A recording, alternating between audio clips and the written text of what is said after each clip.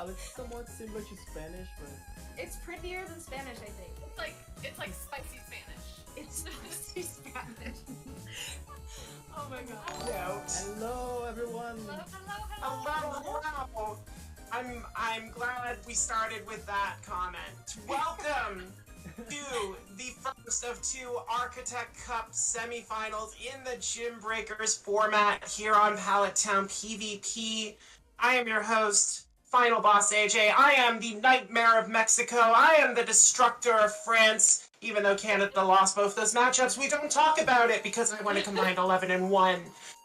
But I am here not just in my usual role of just shouting things and ruining things. Instead, I get to host things and ruin things this month. So I am joined by a wonderful cast of casters. But before I introduce them, just a reminder of what you're here for. This is Gymbreakers. This is the global tournament between countries to see who will reign supreme in a specific Sylph meta, and don't let the flags fool you at the top. It is worldwide, it is not just Brazil. We will get to that in a second. But it is teams of 8 paired off by each country to battle against another pair from the opposing country. Each battler can earn up to 6 points for their country. First to 24 wins and moves on. It is Sylph-based format, so anything that is allowed in your standard Architect Cup format, you are going to see here in this battle, this heated clash of sovereign hemispheric sides. I gotta tell you, I think a Brazilian team's gonna win this, but I'm not sure. We'll see. Yeah, I think you're right. 50-50. 50%. Anyway, I've talked a lot. Y'all already know who I am. We got some new faces here for the semifinal. We're gonna go around. I'm gonna start with the lovely lady to my right on screen. She is a fellow Queen Bee. She is making the rounds around Twitch. If you haven't seen her yet, I don't know what you're doing. She's been on this channel a bunch. Mamaclimbs is here for her first tour of duty in Gymbreakers. Welcome aboard, Mama. Thank you so much, AJ. Yeah, my name is Mamaclimbs or Johanna, and I've been streaming here on Pallet Town for almost a year, getting closer to a year, which I love doing. It's my first time shoutcasting, so it'll be a lot of fun. I'm excited to see the battles today. Also, we'll go to our second newcomer here, and because, you know, this is Brazil against Brazil, it wouldn't do any good to have 3 North American girls just yammering on about it. So, to give us that inside perspective in the Brazilian PvP scene, we have our honorary Queen Bee of the day from Brazil, Pacho Blues, joining us. Pacho, welcome aboard. Hello guys and girls, it's a pleasure to be here, and don't mind my accent, okay, because I'm from Brazil, if you can tell. And I hope I can at least translate some of the moves that will be showing on your screen, okay? Yes, we need it. Very much looking forward to it. Very happy to have Pacho. Thank you very much for inviting me. Of course, happy to have you, and we will go to the other familiar face who you might have seen on these Gymbreaker streams before, the third member of the Queen Bees trio that is bringing you this cast today. My friend, Hurricane Kaz, back again. Welcome back, Kaz. Hello, hello. Excited to be here. Excited to talk about Architect.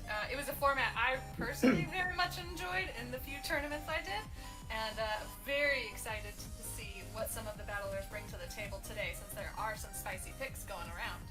Yes. Yeah, and I'm sure we will be getting deep into that Architect discussion as we go through these matchups, but Kaz, just to remind the people who Gymbreakers is brought to you by. Brought to you by Pogo Raids. If you are looking for an online tool for hosting or joining raids, check out the Pogo Raiders. Pogo Raiders have been optimizing a fully custom raiding organization tool for over a year, with over 3,000 raids a day and over 150,000 members. You must try their free raiding tool. Beyond their custom rating tool, Pogo Raiders is also a community of dedicated Pokemon Go players. Join their monthly PvP tournaments with cash prizes, find help from some of the best players in the world, along with access to infographics and information about all and everything upcoming in Pokemon Go. Check them out at pogoraiders.gg or on Discord at discord.gg/PogoRaiders. And as always, we thank Pogo Raiders for their support. They enable broadcasts like this, so I get to scream at y'all for 4 hours. So Hey, you won't be the only one screaming, okay? Yes. I'm sure some of the battles I've seen already from Architect have already had me screaming, and not just at my own phone, at the screen that I'm watching. So if we can get that shot up just to bring you the full roster of who we are going to see here in this battle for Brazilian supremacy between Brazil and Mato Grosso. We have a lot of good battlers on tap for this one. I've battled against a few of these people. I know João Victor is really good. Bruno Hagi is really good. Paulinho Todd, excellent. Pacho, I know you have a lot more familiarity with the battlers than I do, other than just cursing them when they beat me. So what name stands out to you here? Who do you think is going to be the big deciding factor in this matchup?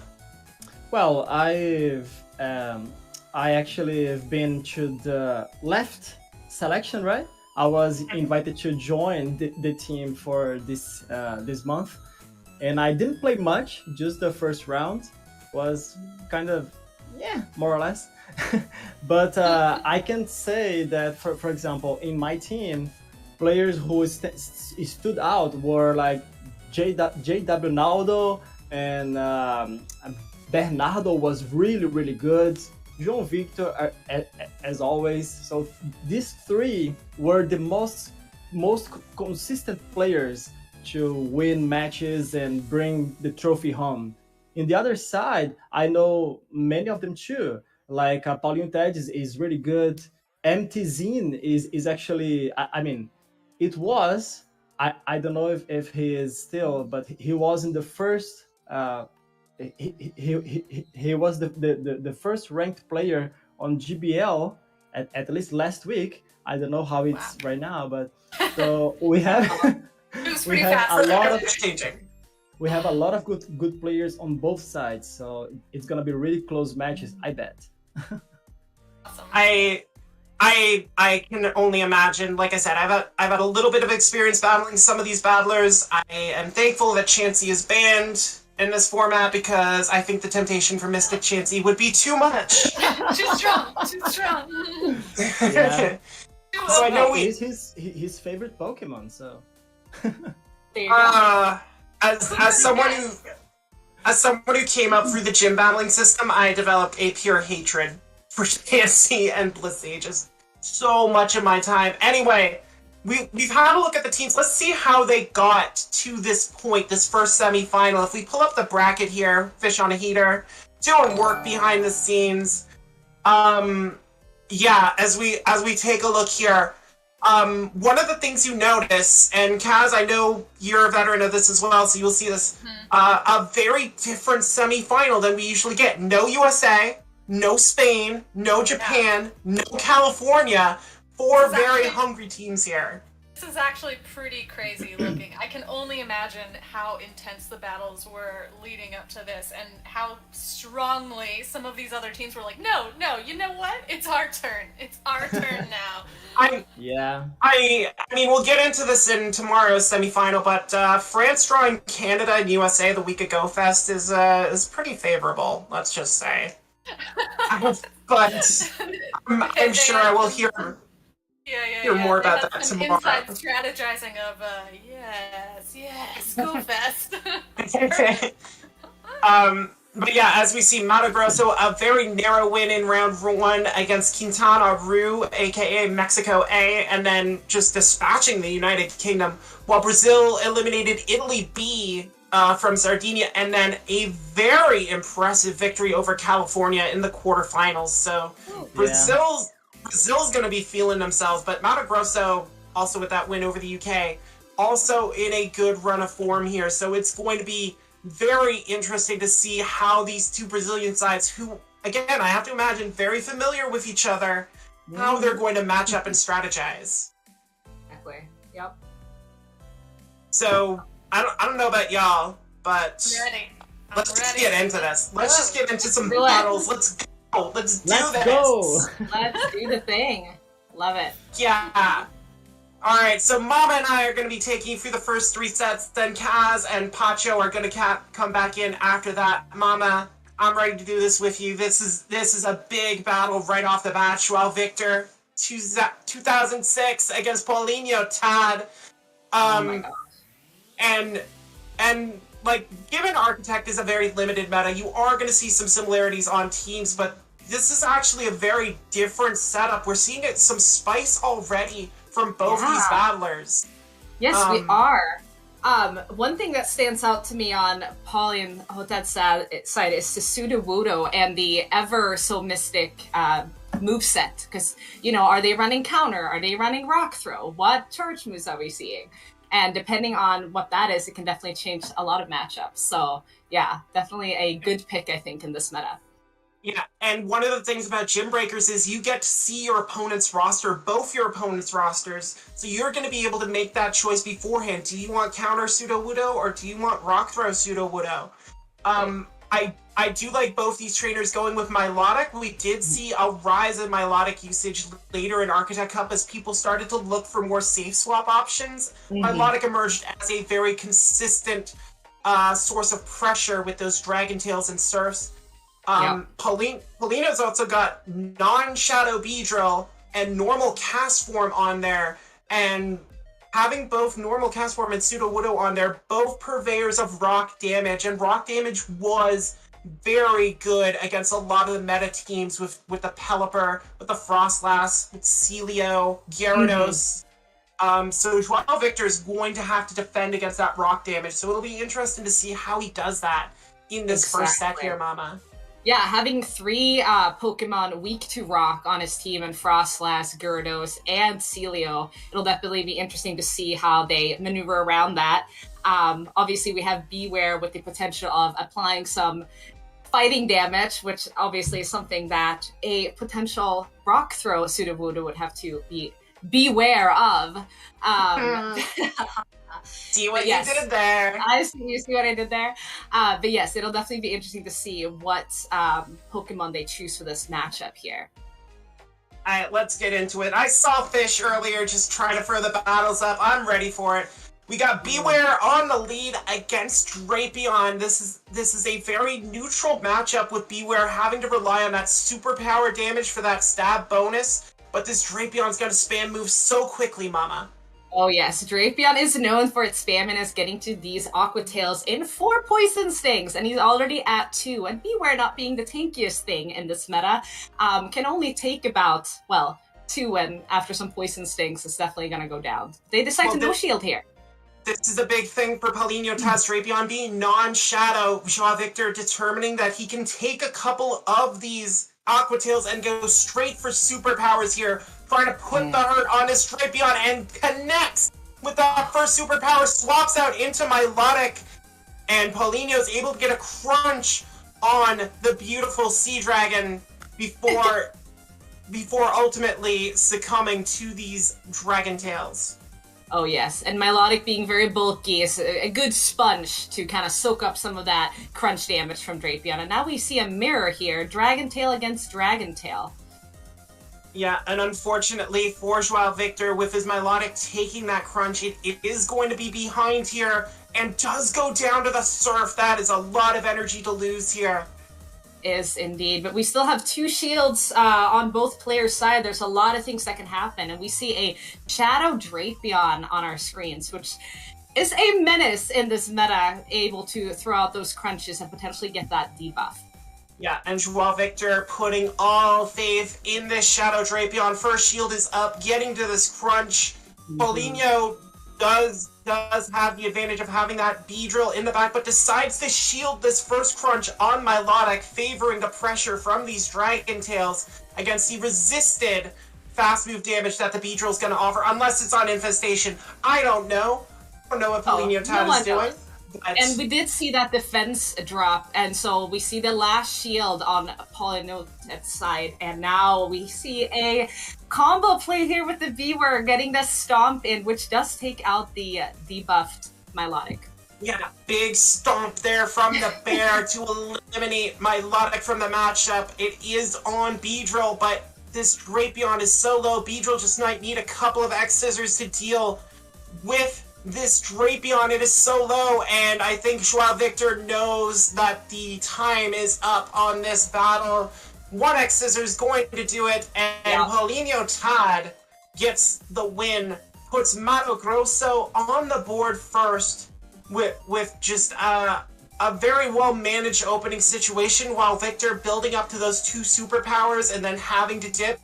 It allowed Paulinho to reset and gain the alignment advantage quickly, keeping that Beedrill away from the opposing Milotic. Exactly. No, they play that really well. I think it's interesting that they went with non-Shadow Beedrill when you see so many Shadow Beedrills in this meta.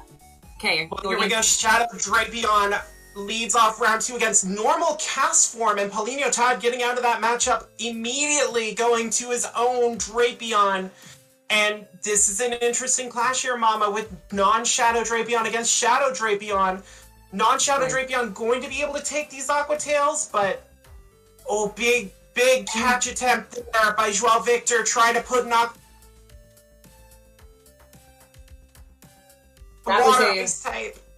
That was a very either nice anticipation or maybe a little bit of luck getting that crunch off there, non-resisted on the beautiful shiny Celio that we're seeing here. Pretty tanky, can take another crunch here, no problem.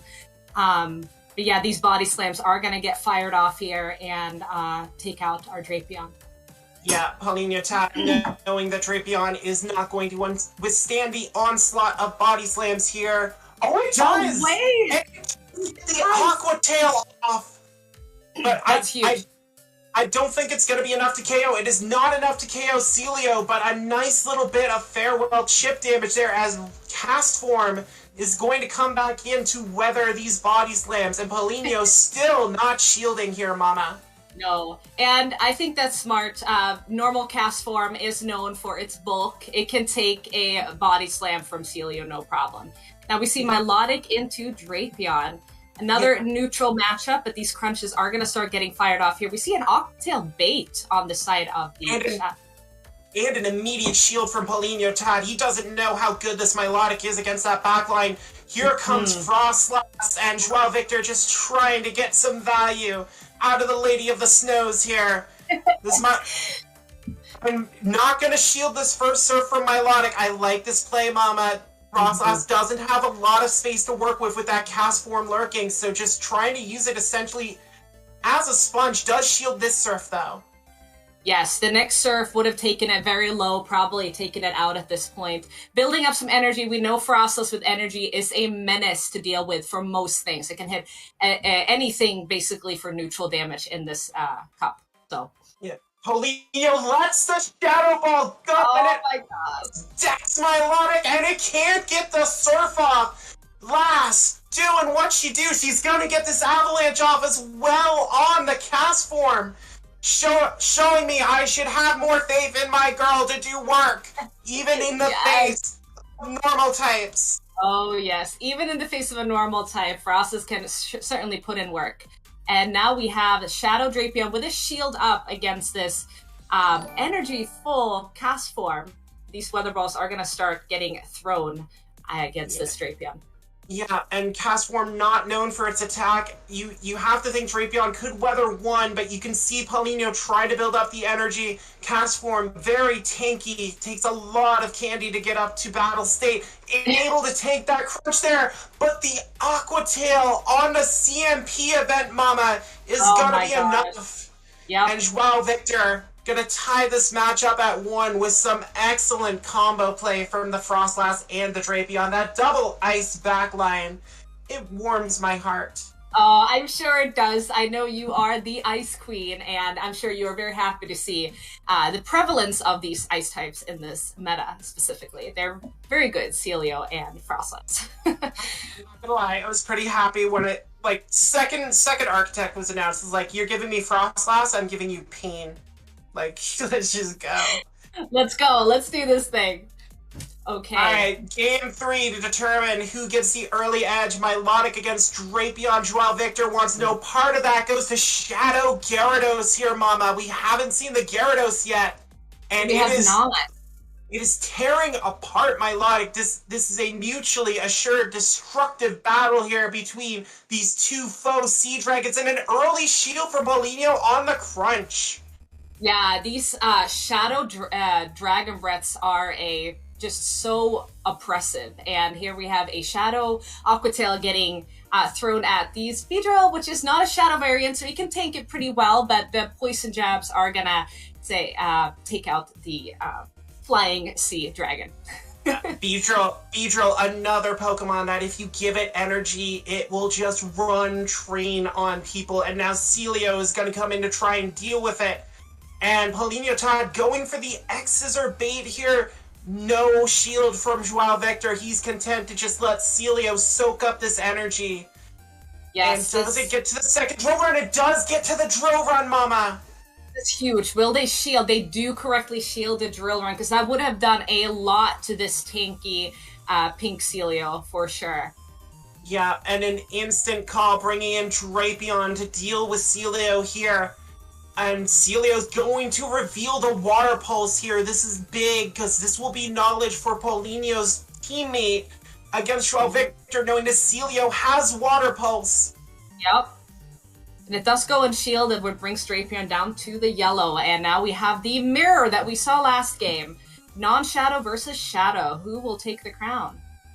Well, this is going to be tough. I mean, Milotic had the energy loaded for Paulinho Todd, and Joao Victor is in trouble. He's going to take this first Surf and just hope to get to the crunch. Does not get there, Mama. The Surf comes through, and Joao Victor has to let this energy go. Yep. And that may be all she wrote. Celio can do a fair bit, but this Milotic, I think it can actually tank a Body Slam, and it still has a shield. Yeah, and these Powder Snows being resisted is certainly not helping matters either. Although, can we get these? We do get the Powder Snow down here, but the non-Shadow Drapion here is too healthy, and with a shield, this is going to be pretty tough, I think. This is going to be tough. The Celio has a bunch of energy as well. Paulinho choosing to shield the Body Slam here. The Celio's going for the Water Pulse, and I think it got there. So this shield goes up. If this is a CMP, Joao Victor is going to pull this off here. Yup. It is. The Water Pulse for the win. One Poison Sting too many for Paulinho Todd as Celio's Water Pulse takes it out. Joao Victor pulling out the 2-1 win, putting Brazil A in the lead.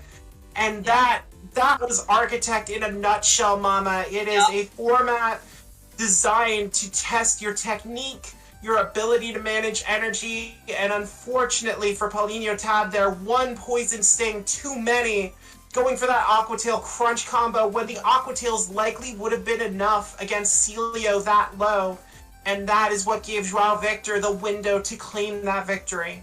Yeah, very good battles. And like you said, that's what I like about this meta. There's so many neutral matchups, so there's really just room to, how do you manage your shields? How do you manage your energy? How do you make those combo plays happen that we saw so many of in these battles? And yeah, it was incredible battles. Very, very fun to watch. All right, let's move on then. Let's do it. We're gonna get Bernardo here, LMDS Bernardo against Viator L30. And some very similar mods we're seeing here, Mama, although Poliwrath is going to make its first appearance on the side of Bernardo. Yeah, and Poliwrath, I say pick, it usually has a lot of good neutral matchups, even against the flyers such as Pelipper and the other flying Sea Dragon here. it can throw off those ice punches if it does use ice punch. Some people are running Scald, I know that, but I think it's a pretty good pick for this entire meta, and it looks to be pretty okay against Bernardo's team. Want to avoid that B drill though, of course. Yeah, it will be interesting to see if Bernardo is going to go Ice Punch or Scald. Ice Punch generally favored for bait tactics, while the Scald is that harder hitting stab move.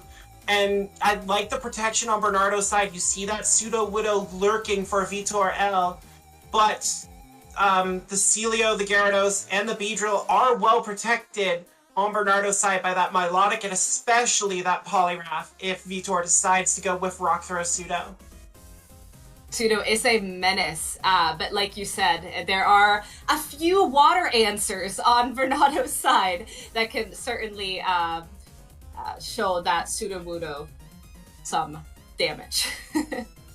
Yes, so let's see how they do here. Let's see how they dance in these battles. We are riding along with Bernardo. Celio in the lead against Gyarados. Quick swap out for Victor into that Milotic. And this is where I start to wish Pacho was here to help me translate the Portuguese, but I believe I know this is a body slam. Yes. On the Milotic. There you go, and he's staying in here, throwing these neutral body slams against the Milotic, but these Dragon Tails are adding up against this little Celio here.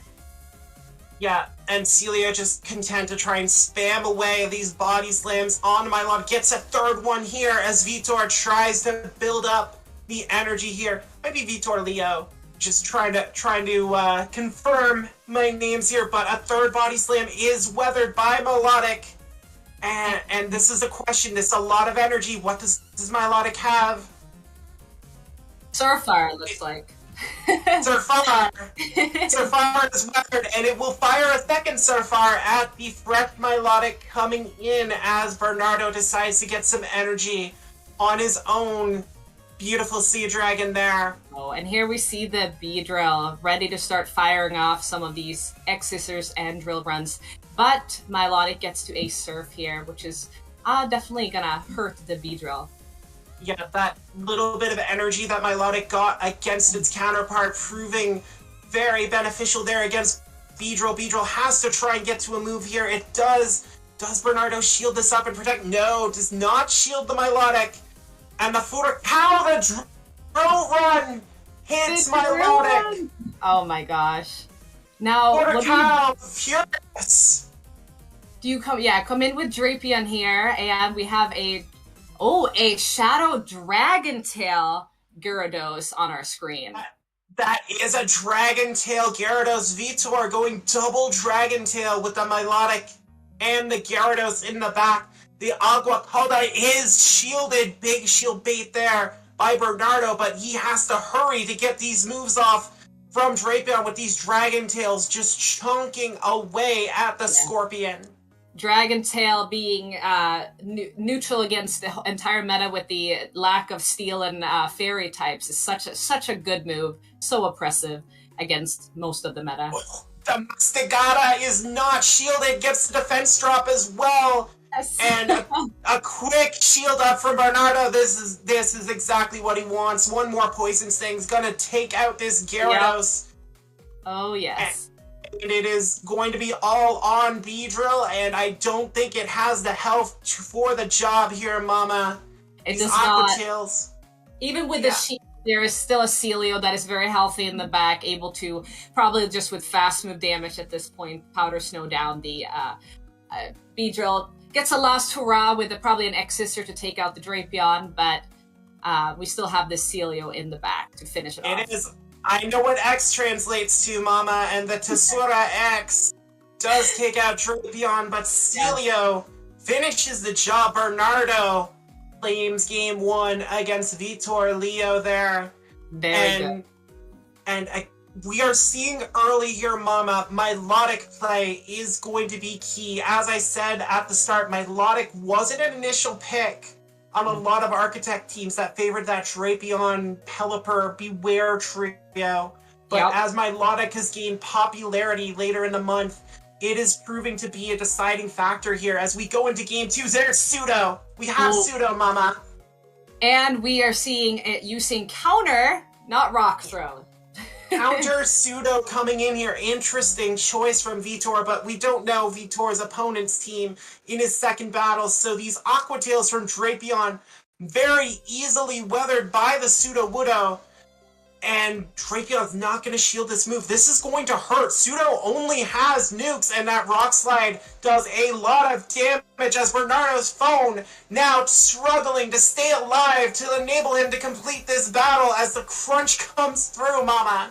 Oh yes, the battery is definitely getting low here. And we see a little snipe with the Shadow Beedrill poison jabbing down the rock type. I like that play. Getting the energy lead on Beedrill so huge, especially as Vitor chooses to go into the mirror here. Do you shield this? Yes. Yes, you do. The Furacao is furious, but it is the Tesura X, the X-Scissor. It is the X-Scissor bait! And we see another X-Scissor bait in return here against the non-Shadow Beedrill. Who will win, the Shadow or the non-Shadow version?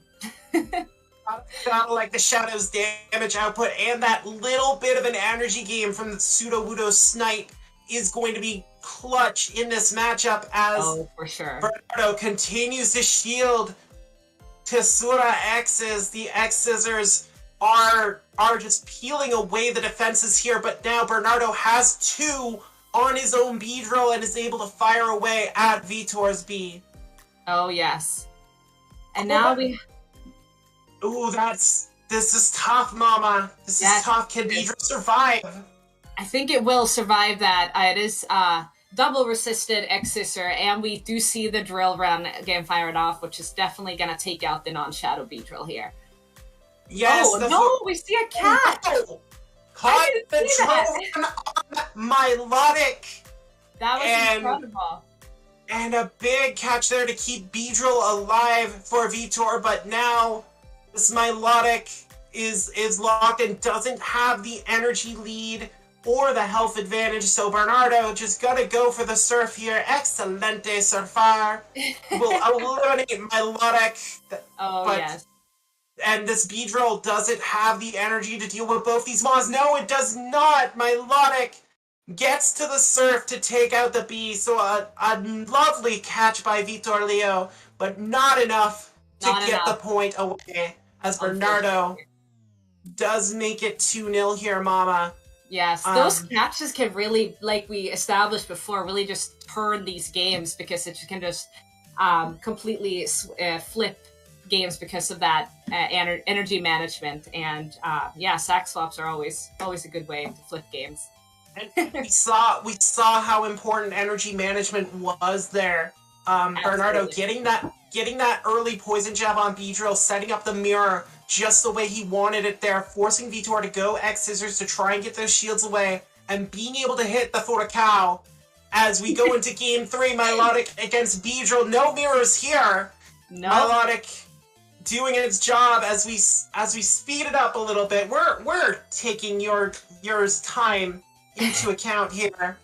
Beedrill's gonna take the first surf there, and Bernardo gonna let this move through as well.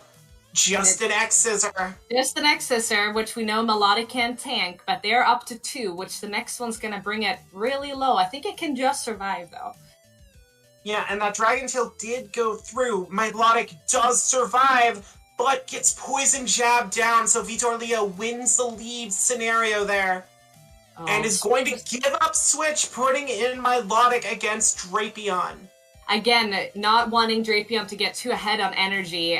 Smart switch in there with the neutral matchup in Milotic, having to build up to those crunches in order to do any damage. We see a switch into Celio, getting those body slam spams off against this tanky Sea Dragon.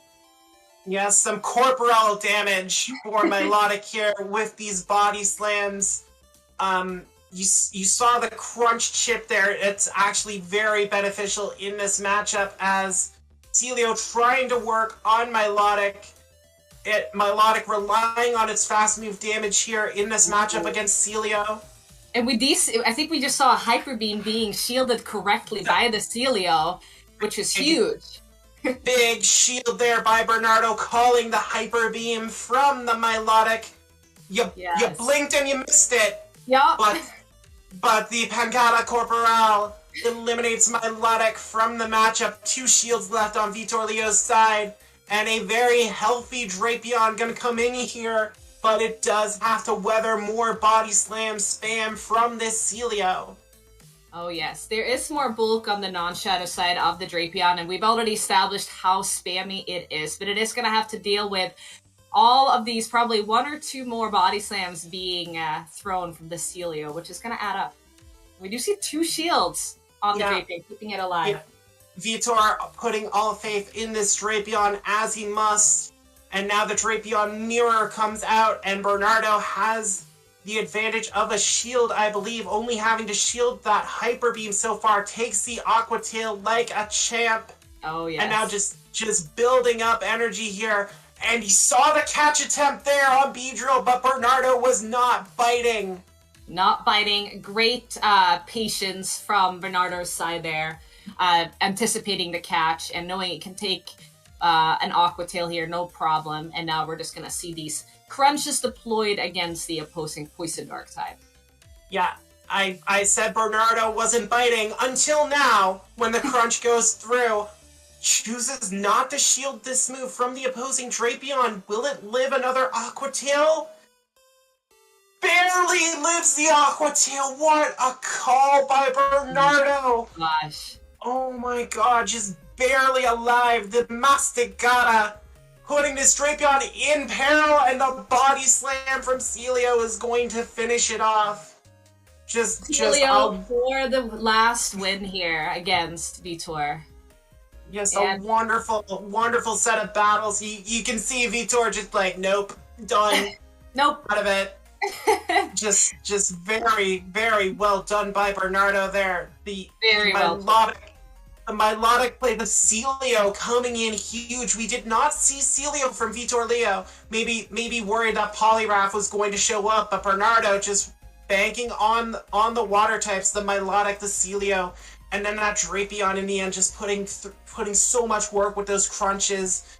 It's a 3-0 sweep for Bernardo, putting Brazil A up 5-1 on Mato Grosso as the Brazilian A team just wants to be like, hey, we're flying the flag. You can't come at us like this. You got to try and step up here a little bit. Yeah, amazing battles. Really, really cool to see these amazing energy management and amazing plays by both people. All right, so we saw João Victor already put up a 2-1 for Brazil, and Pacho highlighted MTZin 7B. I'm not going to try and pronounce that. I'm just going to spell it out. MTZ. We do see normal cast form returning on the Mato Grosso side there. Sorry. I am getting over COVID while I'm doing this, y'all. So if that's the last bit of coughing you hear from me, I'm going to take that as a win. But amazing AJ. The things I do for Gymbreakers. That's right. I'm top 50 for a reason, y'all. There you go. But yeah, we see Pseudo Widow and normal cast form back for the Mato Grosso side, and João Victor didn't have to see Pseudo Widow in his earlier battle against Paulinho Todd. So, does MTZ maybe look to use that Pseudo Widow? Maybe try and mitigate what that Beware can do against its lineup, Mama? Yeah. On the moveset that Sudowoodo is running, if it's running counter, it does really well, obviously, against Beware, being weak to fighting with its normal type. If it's running Rock Throw, again, we have 3 Pokemon weak to rocks on the side of Joe Victor's there. 1 resists, the 2 others are neutral, so that could potentially be a moveset that it is running. Again, with the Sudowoodo, you don't know what is it running. And it could definitely make for some surprises, so yeah. Yeah, going to be very interested to see what happens here. Mato Grosso needs a set win to try and get back in this matchup. They cannot let Brazil race out to a big lead. Drapion against Milotic. It's, as we said, a very neutral matchup here. And we see opposing strategies here with the teams, Mama. Poison double water for João. Water double poison for MTZ as this first crunch comes through unshielded on MTZ's Milotic. Interesting, yeah. Always shield the first, or always leave the first crunch unshielded if you get that debuff. We see a switching into Celio. Again, we're gonna see these body slams. Oh, huge call, bait call here with shielding the Hyper Beam. Big shield there. Big shield there from Joao Victor. I think that was an easy call to make. You leave the Milotic in to try and get that nuke damage, or at least pull the shield. That is what MTZ is looking for, and now Drapion is in to try and work this shiny Celio. Oh yes, purple against purple here. But Drapion with a shield advantage is a menace to deal with, just being able to throw out these crunches. But Celio has a lot of energy, and we do see Water Pulse here being thrown, which is going to go unshielded. Big no shield call here by MTZ trying to live the Water Pulse. It does not, and Drapion goes down to the nuke.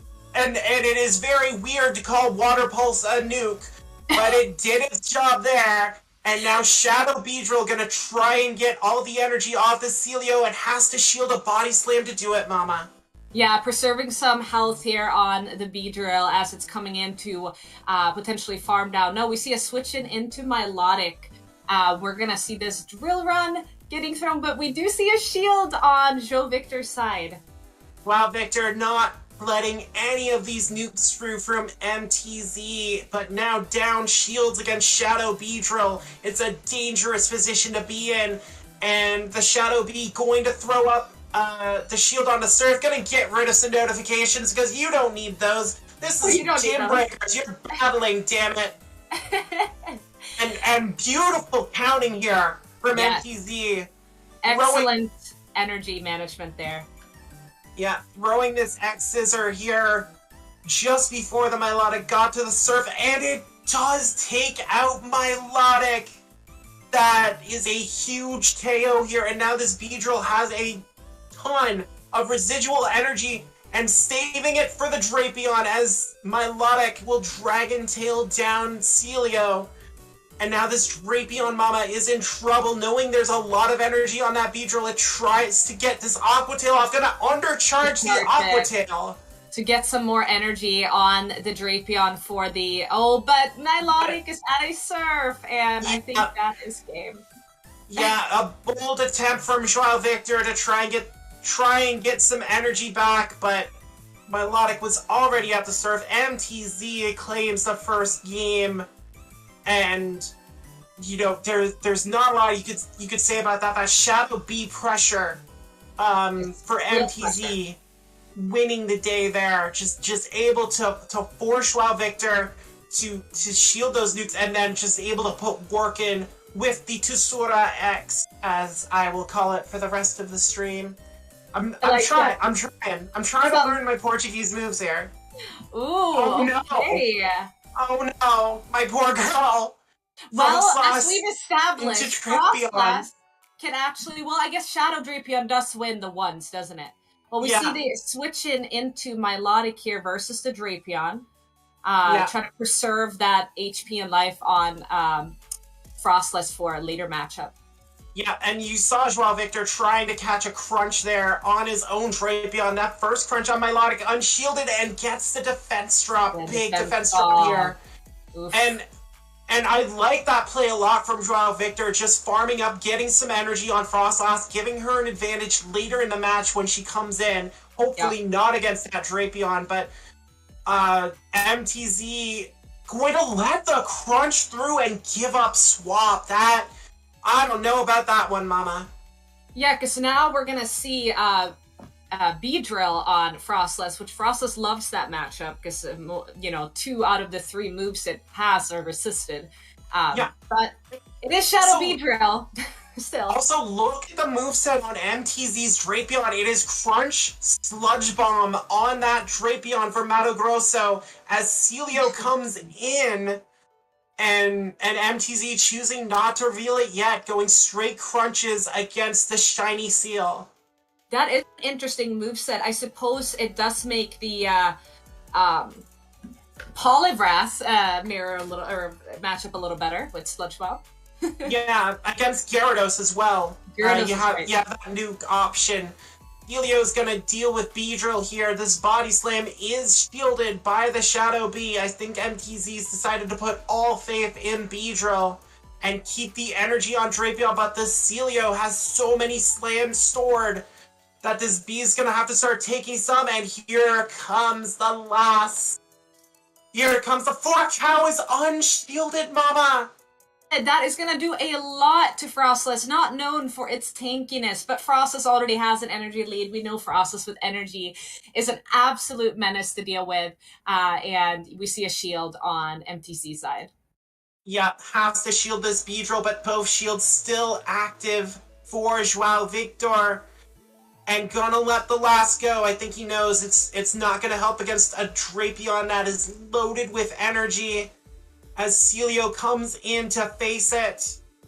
And yeah, this is why Joao Victor was holding on to the shields. He knew that Drapion was loaded up, gonna shield both these moves on Celio. Try to Powder Snow down. See if he got that Powder Snow in. The last one's going to KO the Drapion here. MTZ tried to get another move through, but that's going to be costly. And now this Beedrill does not have the time to work on Celio, as this Body Slam is going to be enough to take down the Bee Joao Victor. That was amazing. Saving 2 shield for Celio in the yellow already, knowing that that Drapion had so much energy that was about to be deployed. Yeah. So, amazing play.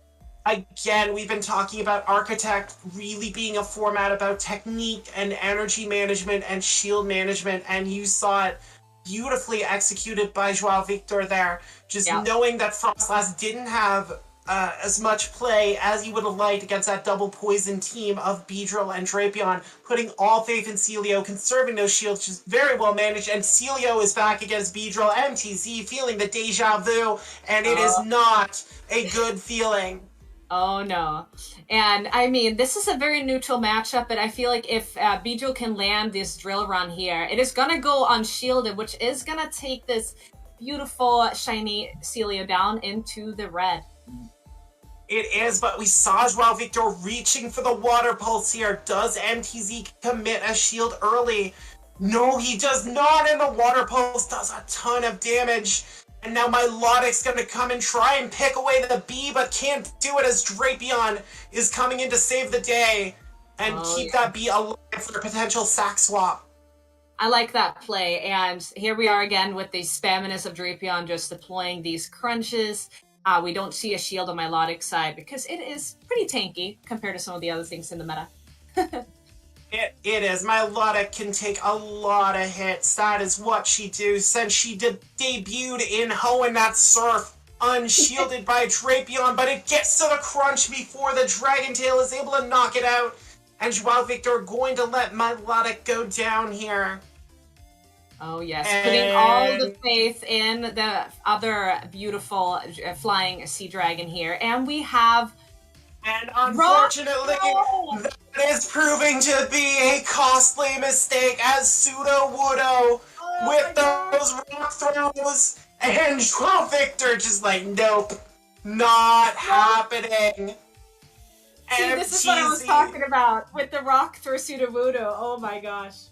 I was gonna bring up Pseudo. I saw it lurking, and then just that no shield from Joao Victor. As I saw the Gyarados, I'm like, oh no, this is a rock throw Pseudo. I know it's a rock throw Pseudo. Doesn't matter how many shields you have against a Gyarados versus a rock throw Pseudo, unfortunately. Nope, Pseudo just don't care. MTZ pulling a 2-1 off Joao Victor to make it a 6-3 matchup here for Brazil A. Mama, like I said, I'm battling through a lot to be able to do this for y'all. I'm gonna be doing it again tomorrow. I gotta take a break. We gotta get Kaz and Pacho in here. Let Pacho call some of his compatriots here. Take it away, you two.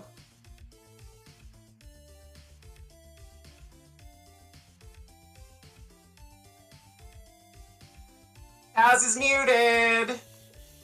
Hello. We're back after these awesome battles. Are you ready for more? Because I am. I'm so ready. I loved those matchups. So close, such good energy management. I just couldn't believe some of the energy that was gained up there. Oh, Yeah. goodness gracious. Not just the energy, but also the move timing.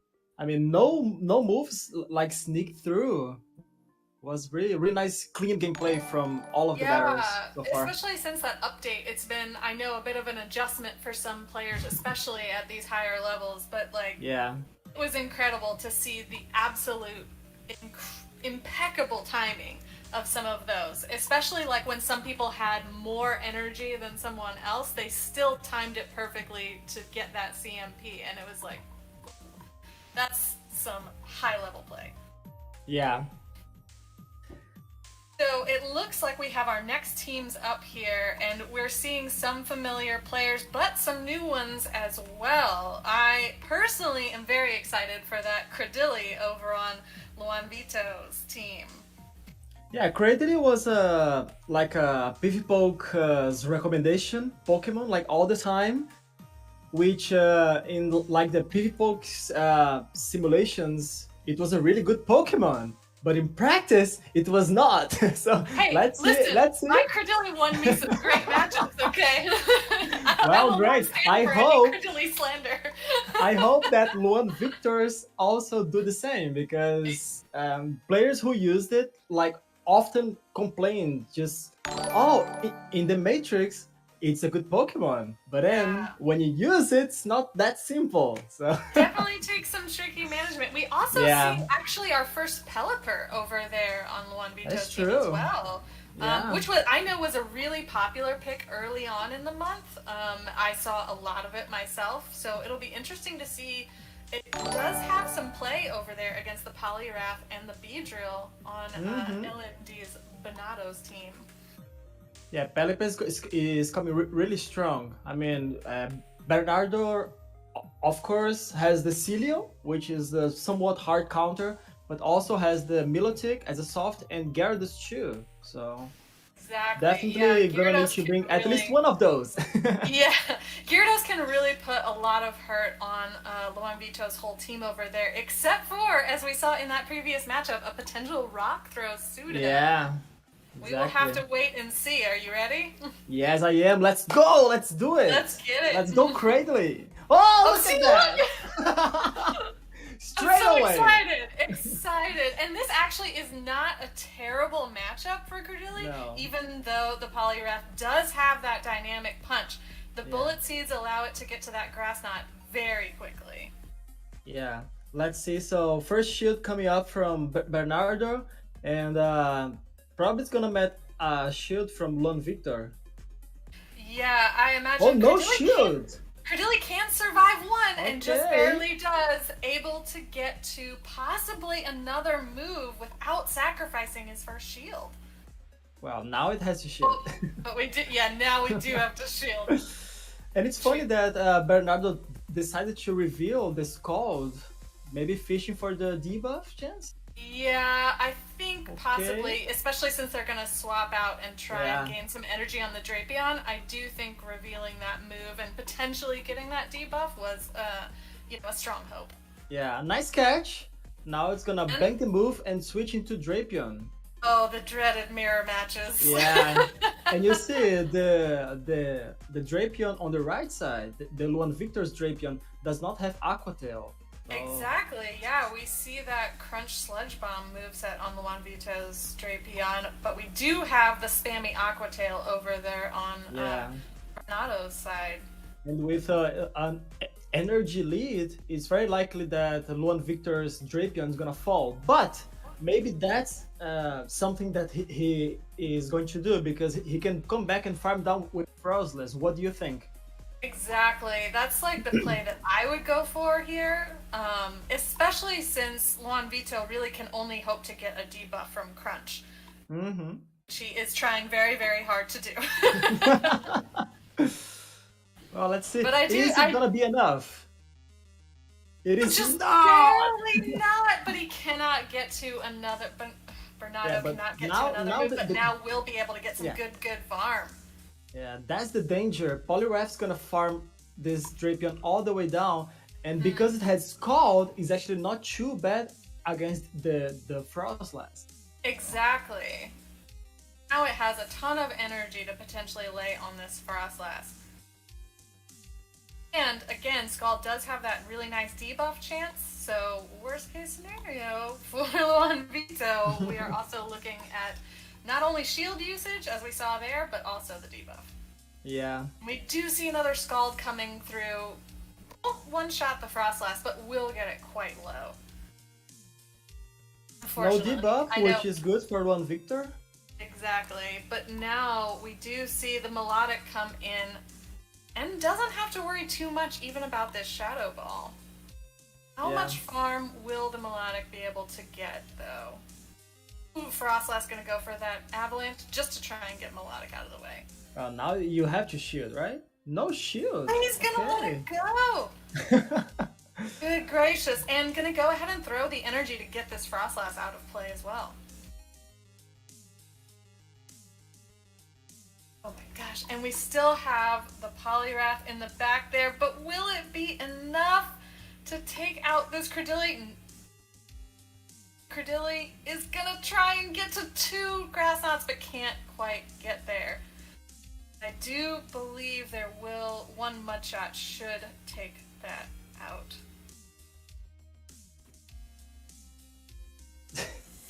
Yeah, my camera just decided not to work for some reason. Just a second. That's a little temperamental, but that's okay. So we did see that the energy there on the Credilli was enough. Oh my gosh, what a bunch of close games. Yeah, Credilli came in clutch, right? Yeah, exactly. See, I told you, it just takes that little bit of fine management and you can make it work for you incredibly well.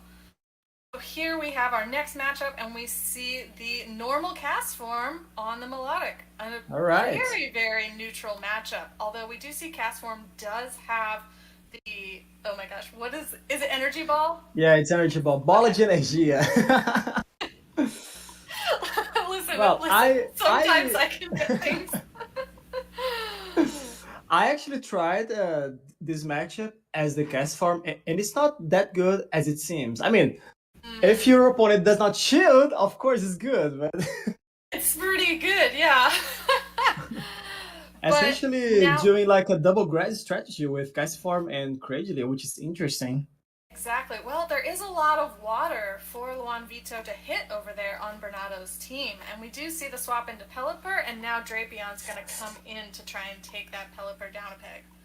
Yeah, this Pelipper is going to be trouble because it has so much energy. Yeah, I mean, Pelipper with energy is pretty dangerous as well. You never know if you really are going to get that Hurricane or not. Let's see for shield. Well. Has to shield that second crunch, and no debuff coming through either. Yeah, it's gonna send the Weather Ball on what would be the CMP tie, but Bernardo decided to do one more. Again, the impeccable timing. Yeah. I'm gonna be able to. Ooh, but the Drapion gets to that crunch, and Pelipper will throw up final shield. Yeah, the last shield. Yeah. Well, it's gonna try to farm as much as possible and maybe try to catch. Ooh, all right. And get that Aquatail off. Does Aquatail knock out? Do you think? I don't think Aquatail would have KO'd a Pelipper at that range. So now Pelipper once again has a ton of energy to deal with this Beedrill. Will not shield this first Weather Ball. Can take one. Going to save that shield for later, especially since it has the cast form. Okay. Well, the problem is problem is if the Beedrill farms down, it's gonna threaten the Credilli. It definitely will, and that is the plan that I see. Oh my god! What? The catch! What a catch! Incredible perfect catch! Timing, perfect counting. What? Exactly what he saved that Melodic for in the beginning there. Oh my gosh! And now this Beedrill is poised to destroy this Credilli. Yeah, I mean, Luan Victor also has a catch, but let's see if Bernardo is gonna fall for it. But he still has a lot of time before that catch is going to be available. Yeah. And in the meantime, this Beedrill is going to be throwing Drill Run and X Scissor and really getting this Credilli low. Another Drill Run coming through. Oh, still trying to gain energy. Oof. Gosh. And now it's a goner. Just able to make that timing work. Oh my goodness gracious. But the Credilli does get the dream! Oh my god. What did I tell you? What did I say? What did I say? I said Credilli. When you thought it was over, Credilli said, no, I win this. No, exactly. I come out of this on top. But I mean, why Drill Run? X Scissor is super effective, isn't it? Yeah, because grass doesn't actually resist. Or, no, I'm sorry, the rock typing on Credilli doesn't actually resist. Does not resist bug? No? Bug, but I think that Drill Run just is a harder hitting move. He saw more potential, but maybe going for multiple three X Scissors might be a play, yeah. Here we see the Drapion on the Pelipper, and Pelipper's just going straight Weather Ball, not even gonna fake it, just gonna start spamming. Yeah, exactly. This is what I would do in this matchup too. I'd appreciate the ability to spam, so that's what I'm gonna do. And we're not gonna see a shield on the first crunch. Okay, perfect. You need to anticipate the potential debuff, which sometimes always happens in the most crucial times. Exactly. It's like, is it a chance or is it guaranteed? But we haven't actually seen many debuffs come off here in these matches. Yeah. Mm-hmm. And we do see that Drapion does have to throw up a shield to stop that Weather Ball, and now we'll go for the Aqua Tail bait, which does get a shield from the Pelipper. Alright, great bait. Now maybe he's gonna catch. Ooh, is he? Nope. Just gonna go ahead and throw the next crunch, which the Pelipper is just gonna happily get out of the way so that someone can come in and farm. Maybe the Frostlass? It's gotta be Frostlass at this health range. Yeah, there we go. We'll not be able to get to a crunch in time, and Melodic's a good sponge for Frostlass energy. It can only take so much Shadow Balls, you know? Yeah, I mean, Avalanches you can throw back to back, but Shadow Ball you cannot. So we know that it's going to take time to get to that next one, and in the meantime, Melodic will be able to throw quite a few surfs. Could take this, but it's going to shield, maybe anticipating something weak to Frostlass in the back. Mm-hmm. But we see the matchup that's lurking in the back there, and it's not looking too great for that B-drill over on Bernardo's side. Beer's going to carry a lot of weight. Yeah, and Frostlass will take out the Melodic, and we do see the Bee come in and will have to drop some of these shields. Yeah. Maybe he's gonna stay in with the Frostlass to don't the last point. Let's see. That Frostlass already has like a lot of energy. Alright, tries to catch. It does catch, try to catch, but can't and the quite Weather get Ball there. is gonna come in. It does not KO B-Drill. Does not KO. It does not KO from here, but it can get to them pretty quickly, and I don't... Oh Let's it through! Why? Oh okay. Maybe just realized that the B-Drill had nowhere to run. Yeah, once the cast form came out, they probably realized that the game was over. I mean, they were they had all the energy, but they just weren't going to be able to throw everything in time, especially since it did still have the Frostlass. Yeah. Amazing plays from both sides.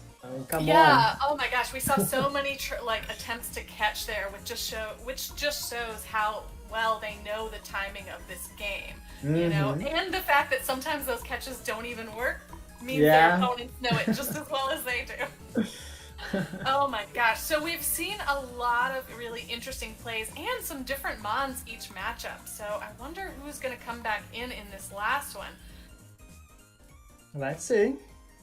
I mean, Credilli gave Bernardo a lot of trouble. Was that 3 already? We're switching to our next team? I think so, yeah. Okay, yeah. All right. We've got our next teams available here. Areo versus Yuri, and we see some new players here as well. That Kanto Muck was a pretty good pick early on in the meta as well. Yeah. Yeah, it's because it has so many like matchups, and it's one of the few, maybe the only Pokemon to have an electric type moves to threaten Pelipper and Milotic and Exactly. Lapras, Celio, etc. Exactly. That's the main reason a lot of people picked it, is specifically to threaten all those water types. Yeah. It's one of the most reliable forms of damage there, especially it can get to them pretty quickly. And it does have quite a few targets over there on Aureo's team. True. It has Dark Pulse for the Frostlass, it has that Thunder Punch for both the Melodic and the Celio, and its fast move of Poison Jab is going to hit that Beware pretty effectively as well. Yeah, but there's a pick on the side of Aureo, which is Shadow freaking Celio. What? A Shadow Celio! I haven't Oh, seen poor this baby. Pokemon since like last Silph Arena season, where it was God. really strong. But in this meta, I don't know if the extra damage is gonna pay off, because you rely on Celio for the bulk, right? Exactly. That's the reason most people would choose to run a non-Shadow Celio, is sheerly for the bulk that it offers. But, I mean, it can still get to those body slams really quickly, so the added little bit of damage might come out quite handy in this matchup, especially since we do see a lot of Mons that could be potential spam targets over there on Yuri's team. Yeah. Now let me ask you the $1 million question. What is the Beware's counter? Oof. In Yuri's team, you know? Aureo can really make some plays there. So Exactly. beware I mean, about the bear. yeah, beware the Beware. Let's see if the Beware comes out to challenge Yuri's team.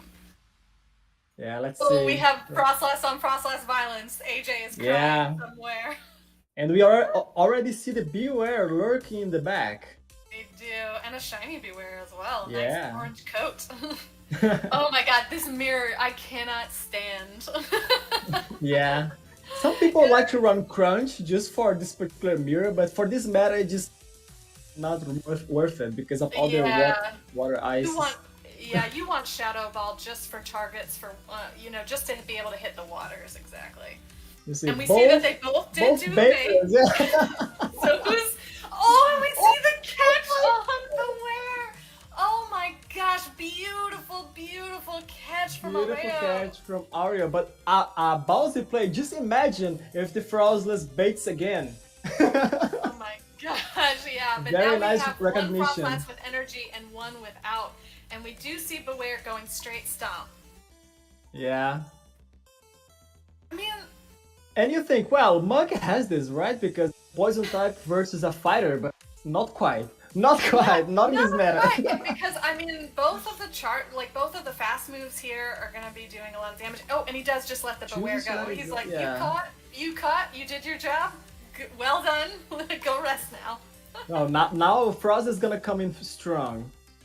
Can send the and this avalanche Frostlass- on the CMP. Okay, it was one off. Okay. Yeah. We do see this one going to throw avalanches as quickly as possible, but Muck actually goes down from Yuri. And now what do you do? You bring out Poliwrath and hope for the best? No, you come back for the mirror. We come back to the mirror, but we have a distinct energy disparity here between these two Frostlasses now. Now Otto says, whatever, now I'm not gonna bait anymore. Nope. Yuri shoots, okay.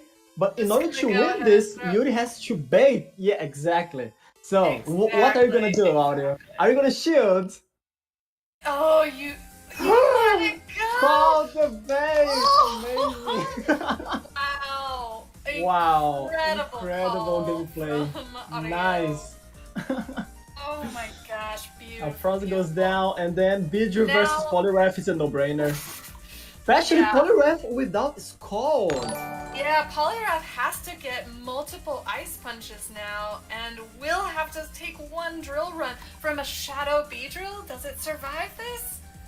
Oh, just barely. It does, but the problem is, Ice Punches, I don't think it's enough. No. I don't think it's enough. Actually, if I were Yuri, I wouldn't even reveal the Ice Punch, because now Audio knows that Frost even bigger, you know? It's even a bigger threat now. Yeah, now Aureo knows that that Poliwrath is of no threat to their Frostlass. Yeah. And the Beedrill gonna be able to take it out. Good gracious. Wow, that's a breathtaking match, right? No, such huge calls, such incredible timing, and really led to Aureo being able to take that point. Yeah, 1-0. Let's go. Second match. Oh goodness. So what do you do? Like Poliwrath, I don't think has much play now for Yuri now that they've revealed their moveset. Oh, and we see. Yeah, Beware against. All right. So and instead switching to Frostless, but Frost is not the best counter for the Beware. Oof, no, I mean, because it can't throw the Shadow Ball. It's gonna have to throw multiple avalanches, which are gonna. The first one will be shielded by Aureo. Yeah, he's gonna try to preserve his Beware because he knows how much of a threat he is. So. Yeah, exactly. And the Beware is gonna go ahead and throw. This is the superpower. Yeah. Bye bye Frostless. Yeah, almost. Yeah. Oh my goodness. And the Frostless just like goes down. That's probably not the best call on Yuri's side. And yeah, gonna bring in the Gyarados now. And met with the opposing Frostlass. Yeah, Frost is gonna come in every single game. Frost and Beware are very strong against Yuri's team. And Yuri's trying desperately to break the score, but he brought the gas score, but so far didn't get the alignment. And Aureo's gonna let this Frostlass go down. Yeah, one Aqua Tail from a Shadow Drapion enough to do the work there. Now he's probably gonna sacrifice the Beedrill, maybe? Oh. Yeah. Yeah, he's gonna come in. Maybe he shields this Aqua Tail and doesn't need to. Doesn't need to. Doesn't need to. Maybe. Just come in, farm with Beware, and just the game with it. Here's a strat idea. Beware. Yeah, I like this play. It's very aggressive. It's some play that I would do actually. Very nice. Gonna throw the energy there on Beedrill and then come in and start throwing stomps. Yeah, this does not KO, so if Yuri does not shoot, it's really good. But he does. And now the superpower is definitely gonna KO the cast form. Even throws on the CMP. Nice. Yeah, very, very good call. Very good timing as we've seen across the board in these matchups. Now you just have to do a couple Shadow Claws and Gyarados goes down. Yeah, very strong alignment for Aureo. Won the lead and just knew his win condition. Was really nice. Yeah, he demonstrated a definite, clear, concise knowledge of how powerful his Beware was going to be across that match. Yeah. So takes 2 points now for Brazil. Oh, it is not looking pretty. No. Brazil almost into the double digits over Mato Grosso, but we do have one more matchup. So if you're Yuri, how do you adjust here? Yeah, I was about to say that. Just bring the freaking Drapion, man. Yeah, just bring the Drapion. Answer Drapion. Yeah. And we've talked a few times now about this matchup, which on the surface doesn't seem great for Frostlass, but with the right energy management, Frostlass can take this match. Yeah. On the one, shield is definitely in Drapion's favor, but maybe the strategy is not go to shields. Yeah, and they've we see the attempt to catch on try to catch, but the game of course refounds the move. Yeah. And now we will see multiple Ice Punchies coming, and the Beedrill does not fear those. No. Even the Shadow Beedrill able to take that really well from the Poliwrath. Now it's actually quite ballsy that Yuri brought his Poliwrath as a safe swap, because Frostless could just come in and wall all its energy. Exactly, and we see that first drill run land, but Poliwrath able to get to another Ice Punch, which Aureo's not gonna shield. Not scared. No need. No need. Can just farm down. Perfect. And have maybe just enough time to get to an X Scissor. I think he's one off, right? Yeah, he just needs one more poison jab. Oh, I can bring the And frost. That's true. Okay, Frostlass true. gonna come in. Oh, and just Didn't get to able move to through. farm That's fine. down. That's totally Now the fine. frost is a problem. Frostlass is going to be a huge problem. Yeah. We do see Drake with an immediate avalanche. Yeah. Which Ario is gonna shield to use his crunch, and let's see if they match shields. I think he does, right? I think you have to if you want to try and preserve any energy on the Frostlass. And now they both- maybe I can. Okay, one Oh, off and again.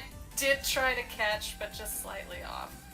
Yeah. So this That's Muck, surprisingly tanky, will be able to take this first crunch, but there are multiple crunches available. Yeah, from there's another one Australia. coming straight up. Okay, nice. Oh, Throws but- the Thunder Punch to deny Ario's energy. Perfect. Exactly. And now I think your only place to farm down with Beware, right? Yeah, it's the only play. Yeah, The only you play. really do have to try to farm down as much energy as you possibly can. I mean, the only thing you have to fear is how many Thunder Punches are going to come through. And Yeah. you do see the first one Needs to doesn't farm do down. too Needs to much farm down. damage. No! Oh, but will go for the crunch, or the, sorry. I was still thinking The on stomp. Drapion. The stomp. The pisotear. And the problem is, you see, it needs 2 superpowers to KO the Frostlass from this range, so... Exactly. And I think will the only not- play was to farm down. Yeah, and will not be able to get to another before this avalanche comes No. through. So definitely a great call on Yuri there. Even though he did bring the Poliwrath, which was kind of a surprise since it didn't have too much play against his team, but bringing it in to waste some of the opponent's energy probably was a decent strat there, saving his shields and energy on the Frostlass. Yeah. I mean, Yuri finally broke Audio's core, right? Yeah, exactly. that seems to be a curse I notice with myself as well. You lose the first 2, and then in the end you see it. You see the path forward. Yeah, it's okay. He actually bet that Audio was not gonna bring the Frostlass again because that Poliwrath safe swap, I disagree. Very risky play. It seems definitely very, very risky once you've revealed that moveset of Ice Punch. Absolutely no Frostlass will fear that Poliwrath now. No, So not a good, anymore. but it ended up being a good call for him, and he was able to finally break through. Yeah. So very exciting matches, and let's see who we have next. Yeah. Bruno. Again. Now we have Bruno Hadji versus Paulinho Teddy. Oh my gosh! And we fun see- fact, they are both in the same Brazilian team. They my formed God. the School Bashers, so it's gonna come out to whoever can read the other one better because they know each Wow. other plays and they line of That is- thoughts. So Oh, that must be so tough looking Yeah. at your opponent and being like, I know exactly how you're gonna play, and they're like, I know exactly how you're gonna play. yeah, And we do see on Bruno's side that Pelipper coming back in, and a Lapras. Lapras, A pretty spicy pick for this meta, actually, surprisingly, since Lapras is usually a very strong meta contender wherever it's allowed. yeah. I mean, for this meta, I actually recommended everyone on my team Really? to use Cilio instead. But sometimes they do what they want to do. Because I mean, with the meta so filled with water types, you don't want to be, just spamming surf. Yeah. Milotic does it because it's actually in the meta for the dragon tail damage and the water resistance. And the Celio offers that body spam, but Lapras has to rely almost solely on its surf damage. But we do see a few targets over there on Paulinho's side. We see that Pseudo coming back Voodoo, in. yeah. And we do see that Lapras could potentially do a lot of good damage against that Shadow Gyarados. And the Beedrill and the Drapion aren't going to like all those surfs either. Now, one question. Do you think the Lapras is gonna come? I think that Lapras does have a lot of potential as a safe swap against Paulinho's team. I mean, the potential counters or rock throws from Masudo would threaten it, but a lot of other stuff on that team, will have to get a lot of energy before it potentially does a ton of damage against that Lapras. Lapras be tanky. So I think it has some play as a safe swap for Bruno over there. What do you think Paulinho brings to counter that? Well, I think Sudowoodo is really strong because if it comes with Rock Throw, it only has to fear Beware. Yeah. So, I really hope it has that Rock Throw because, man, those rocks have a lot of play on Bruno's team.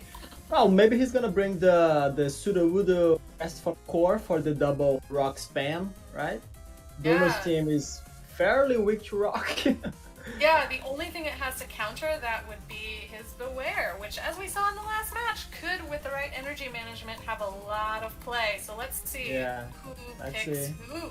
And with no Pelipper on Paulinho's side, I mean, Beware is pretty safely. Exactly, yeah.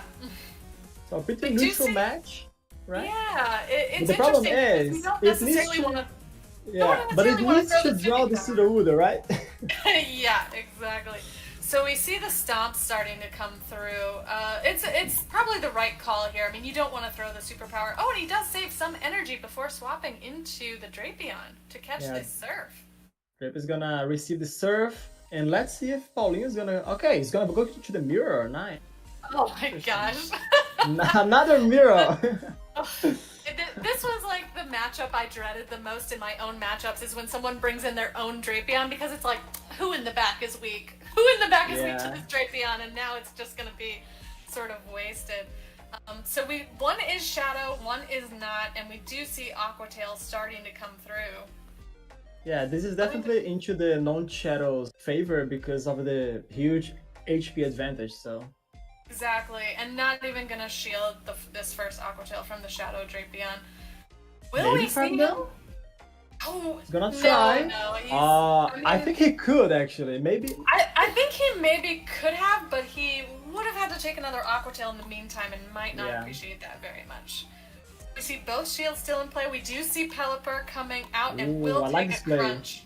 Yeah. I like this play because it's gonna farm a lot of energy, anticipating the Sudowoodo in the back. Exactly. So take the crunch, okay. Let's see the first crunch, and we do see the pseudo come out. I would have shielded just because of that potential Sudowoodo with Rock Throw. Yeah. Paulinho has two mons that rely on fast move pressure at this point, so you need to shield. and we do see the Beware come back in, building up now, just a little over one stomp. Gonna throw the first one, and no shield on the pseudo will go down so that they can come back in. Now it's all about Melodic. Will shield, and I do anticipate a potential farm down from Paulinho. Yeah. The thing is, Pepper still has some energy, right?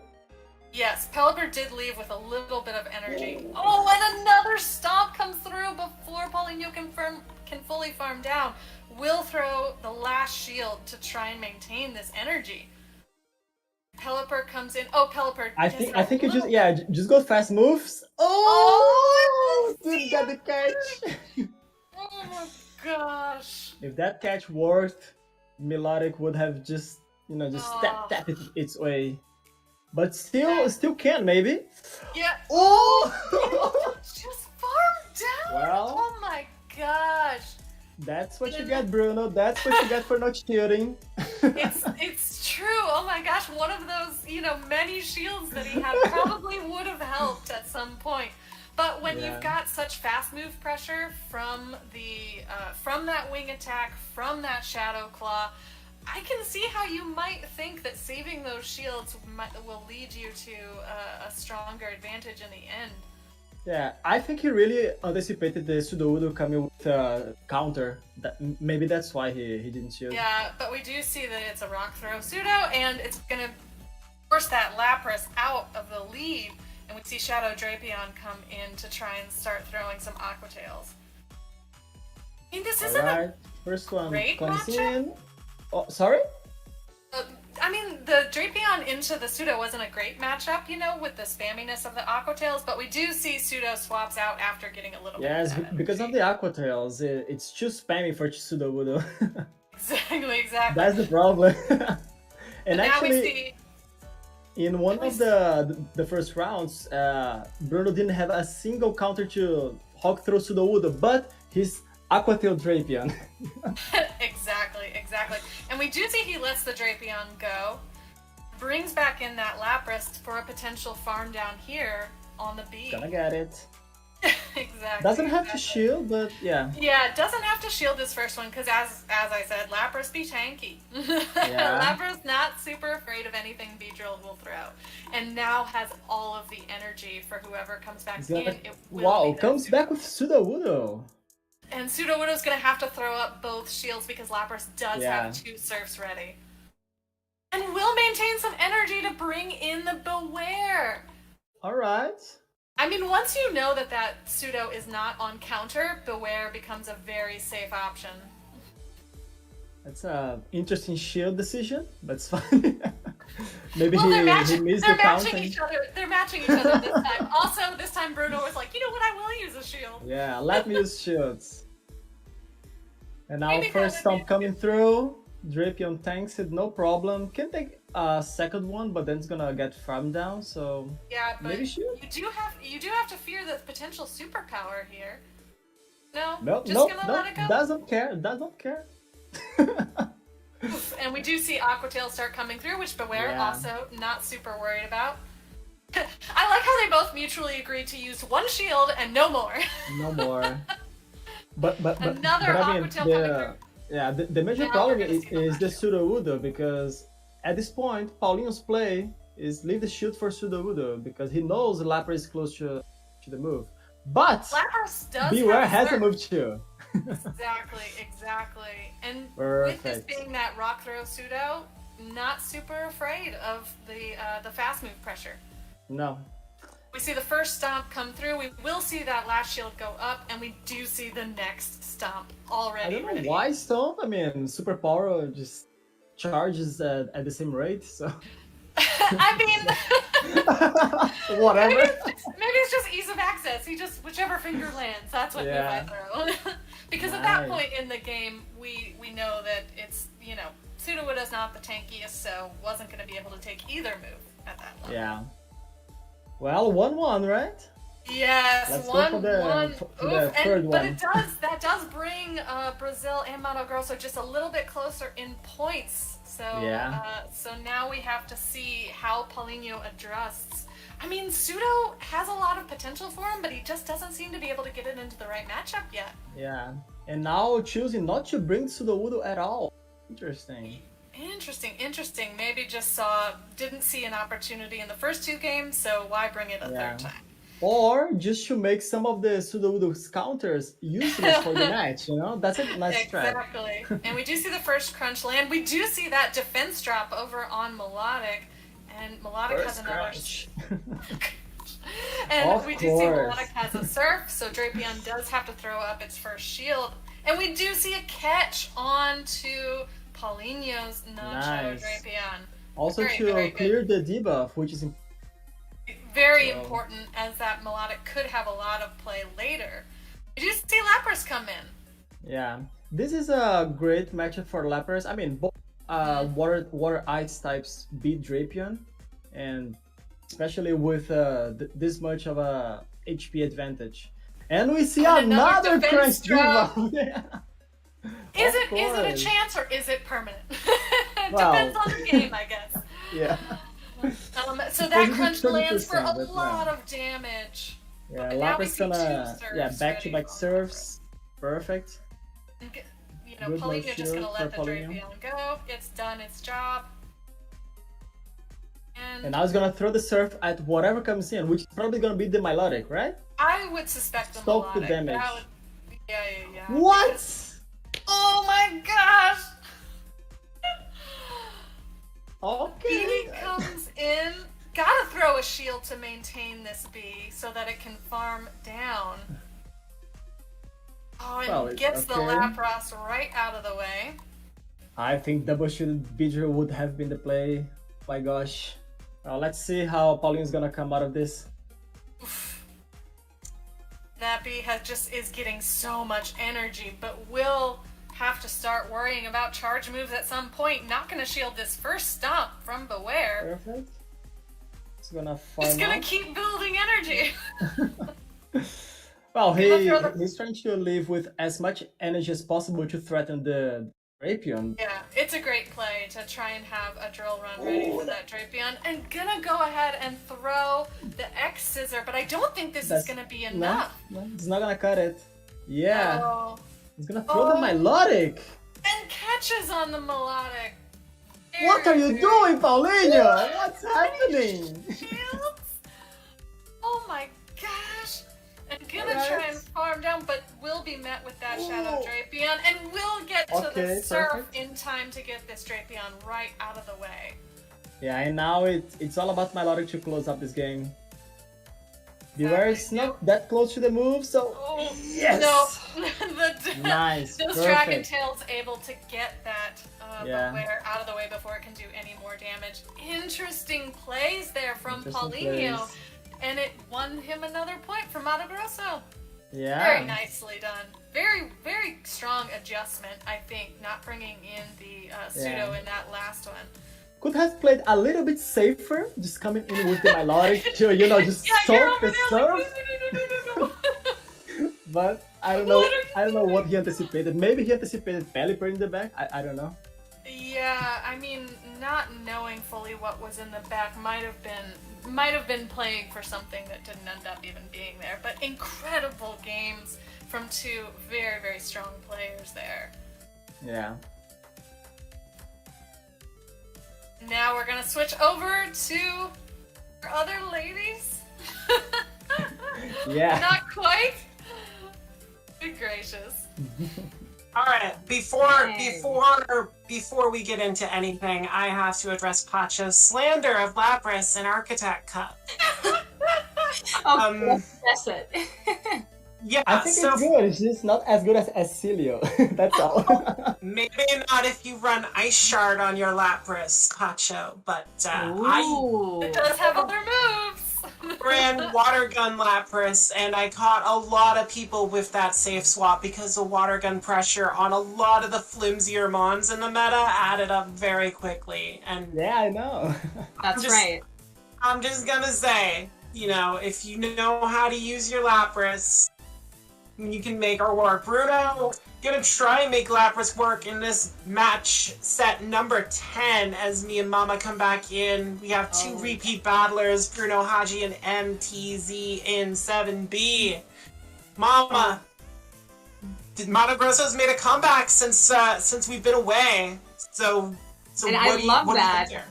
I think it makes it more exciting when things are closer, right? Yeah, every battle batters as always. And did we? I'm trying to remember. It was MTC the one that has the rock throw pseudo or counter. Rock throw pseudo, I believe, on MTZ we saw in that final match when it made its appearance. That's right. That's right. And then we have the Lapras, Frostlass, and Pelipper on Bruno's side, which does not appreciate that rock throw pseudo.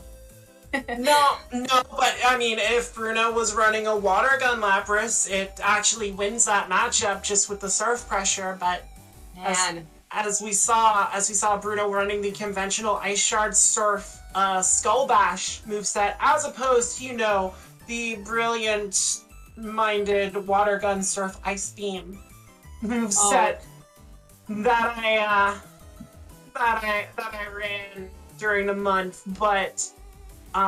We'll have to see. Like you said, that pseudo for MTZ is going to play huge. Bruno's going to know that moveset on pseudo, so he'll be able to play around it a little bit. Yep. We're probably going to see that Beware Drapion core in all these matchups, Mama, just to try and not give that pseudo a soft target. That's right, and maybe we'll see some more shields used, considering that once that pseudo rock thrower comes in, the shields don't really matter anymore, do they? Nope. Everything in this meta is made up, and the shields don't matter. Exactly. They're just pretend. Yeah. Let's get right into it. We know both these battlers' teams. We've seen them go at it. We have Milotic against Shadow Drapion in the lead. We've seen this play out a lot today, Mama. Who do you favor here? I think, Milotic just with the bulk, but then again with the potential for a defense fall, or have we confirmed that is a guaranteed defense fall from Crunch? Well, Could potentially switch things up. we're about to see here, no defense drop there on this Milotic, so it is not 100% despite the algorithm potentially making you feel that way, but a shield early on here for Bruno on this Surf, just trying to protect this Drapion and deal with this Milotic in the lead. Yep. And this next crunch will definitely KO the Milotic, and it looks like it does go unshielded. Maybe come in with something to get some nice energy for future matchups here. Yeah, and we look at Bruno's team, again, protecting against Pseudo Wudo, and winning that lead is huge, because now Drapion gets to fire these Aqua Tails on Pseudo. More importantly, if you look at Bruno's backline, Beware gets to line up against the Pseudo Wudo, although MTZ's gone double rock in the back with that normal cast form and that Weather Ball. Beware is going to come in here, That is right. resist all these rock throws, and try and build up some energy to stomp this tree into oblivion, mama. Throwing the resistance stomps would still be enough with the Pseudo Wudo being in the red. We see a shield come up to preserve this energy on Pseudo, and we see the Earthquake deployed, which is correctly shielded by the beautiful shiny Beware. Yeah, the one thing about Pseudo, you know it's rocking double nukes with that Rock Slide Earthquake combo. And now Cast Form comes in. Does MTZ shield the superpower from the Beware? Does make the call. Do you see the moveset on this Cast Form? Yes, I do. And it's got the Furacão waiting in the back, which I learned during the break. Is how you pronounce hurricane in Portuguese. But this Lapras is instead going to take the Weather Balls from this normal cast form, and this is going to be a tough race, Mama. Lapras trying to get these Surfs off before the cast form just rains rocks down on the beautiful fairy Pokemon. Oh, beautiful, beautiful water ice Lapras. But yes, these Hexes Weather Ball rock combination do add up quickly, and I think Lapras is about 1.5 Weather Ball away from that KO. Yeah, and we'll see here if the Lapras is able to get the move off. It is not. Cast Form delivering the final Rocky Ball to take out Lapras here in this first matchup. It is all on Beware. Oh, and we see the catch. Oh my god. See the catch on Pseudo Wudo from MTZ. Ooh. Complete undercharge here from Beware on Bruno's side, trying to get the energy back up, but you see the race to the Furacão, and it does not get there. Beware able to stop this cast form into submission. Yes. Oh, what? That was so close. That catch could have, but they were, cast form was 1 hex away from that Hurricane, which would have surely KO'd the Beware. But yeah, Bruno played around that rock throw Pseudo really well by like kind of using that Drapion Beware core against MTC's team. Yeah, and winning that alignment early, just forcing cast form to match up against Lapras and rely on that charge move damage. Exactly. MTZ tried everything, but Bruno just able to ride that bear to victory. And is this a deja vu? I feel like we've seen this before. Not quite same lead, but a very different backline for MTZ in round 2, trying to adjust, but Bruno just coming with this exact same team to try and make sure that Pseudo can't run away with things. And that's correct. And an early crunch, no defense drop again. Milotic with that Wonder Guard up, preventing the defense drops here. And again, Bruno gonna shield. We see an early shield again from Bruno, probably thinking maybe that MTC brought that Pseudo again, wanting to keep alignment. But we see a switch in with MTC's own Drapion taking this Aqua Tail. Yeah, and this will be a big tell for Bruno that MTC has swapped up the backline. It will just be a matter of what he decides to go to. He does decide to get Lapras in here against Drapion, wanting to avoid one of the potential rock users in the back if it shows up. And Lapras just gonna come in here, be a damage sponge, because that's what Lapras can do for you. Just take all this damage on the shell on its back and just let you focus that attention elsewhere, mama. That's right. We do see this Sludge Bomb being revealed. I don't believe we've seen that before from MTC's side. No, MTZ held on to that Sludge Bomb through the first battle. and against Joao Victor, and decides to reveal it here, and the Surf is going to KO Drapion there. Lapras able to take it out, but just gives this Beedrill a running start on energy, and now Bruno has to think about how he's going to try and deal with the Bee. Bee and 2 shields is a menace, and we do see a shield here for this Aquatail, which is going to add up. Considering this is the last Pokemon with any considerable HP, I think that's a good shield. But yeah, gotta shield Bee at some point here, Yep. and Bruno's gonna throw up the shield on the X-Scissor. That is a big call here, Mama, protecting the energy. Gonna try and get to multiple moves on this Drapion. The second shield comes up from MTZ, protecting that Bee's health. And an insta-swap into Beware on the defense drop. oh my gosh, and we switch into Milotic, trying to maybe soak up some damage here, but Milotic does get to the Surf. Oh, So here's the thing though, Mama. You see Bruno working up Beware, wins CMP against so many things. It has to tank a Surf though, and it can't tank the Surf! It cannot. Oh no! And Milotic able to just farm it down. Oh, that is a brutal call. You saw Bruno trying to get all the energy possible on that Beware. Yep. But Milotic able to wash it all away with the Surf, and MTZ pulls to 1-1 here. Very, very close battles that come down to these quick decisions, but that's what we love about Pokemon Go PvP, right? Yeah, it is forever a moving puzzle, and Ooh. well, now Pseudo is back, and we see a different lineup for Bruno Haji, and Lapras has to stay in here and just take the punishment from this false tree. It is a false tree indeed, a rock pretending to be a tree. These Surfs are not gonna sit well with this Sudowoodo though. No, a little more potent than a Spritz bottle, but the Pseudo is going to get to the Rock Slide, threaten this Lapras here. Does Bruno shield to try and get alignment?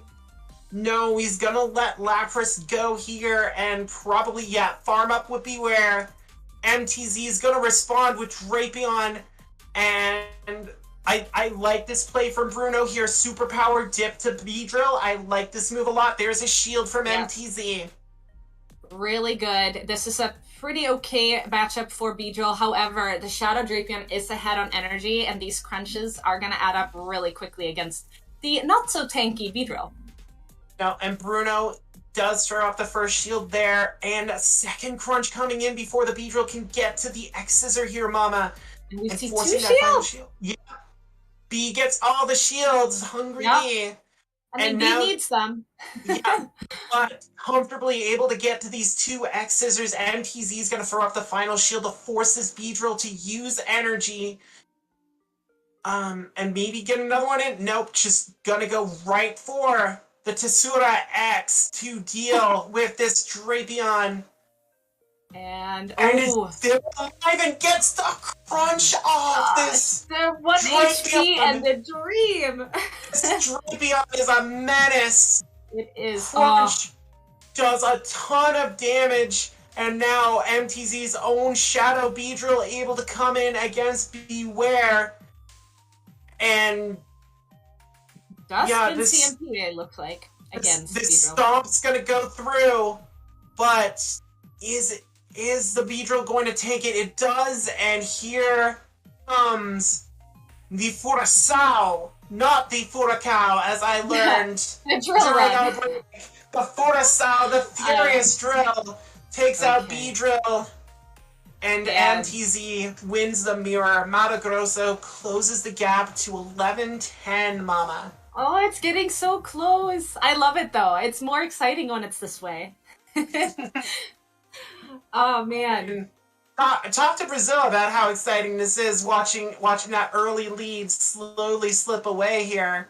I know. Really coming back for it, aren't they? Thank you, Pacho. I appreciate the compliments on my Portuguese. I am trying. I'm doing my best. You're doing a really, really good job. I'm very impressed. Okay. Do what I can. This is why you keep having me back, because I make the effort like that. That's right. That is correct. And you know, not because I'm a really skilled battler or anything. No. Just because you're able to pronounce the non-English charge moves. I love it. Alright, well, Vitor Leo is back for his second tour of duty here for Mato Grosso, and we get our first look at Praiser Chris's lineup for Brazil, and Credilli's back in action. I know Kaz is gonna like that, but look what we have in the back corner there, mama. We have a little Munchlax, or one of the lickers, as I call them. Munchlax is another one of those few and far between tankier Pokemon in this meta, which actually looks like a pretty neutral answer to a lot of things on Vitor's team. I guess the only thing, is Vitor's pseudo, is that running counter? I think Vitor might actually have counter pseudo. Yeah. So that would be the only thing, obviously, that would be pretty tough against the Munchlax, and then obviously the Licks being resisted by the Drapion. But other than that, it looks pretty safe. Yeah, and we wondered about that in Vitor's first battle, but this would be exactly what you want counter for. It hits Munchlax, Beware, Credilli, Drapion doesn't like it.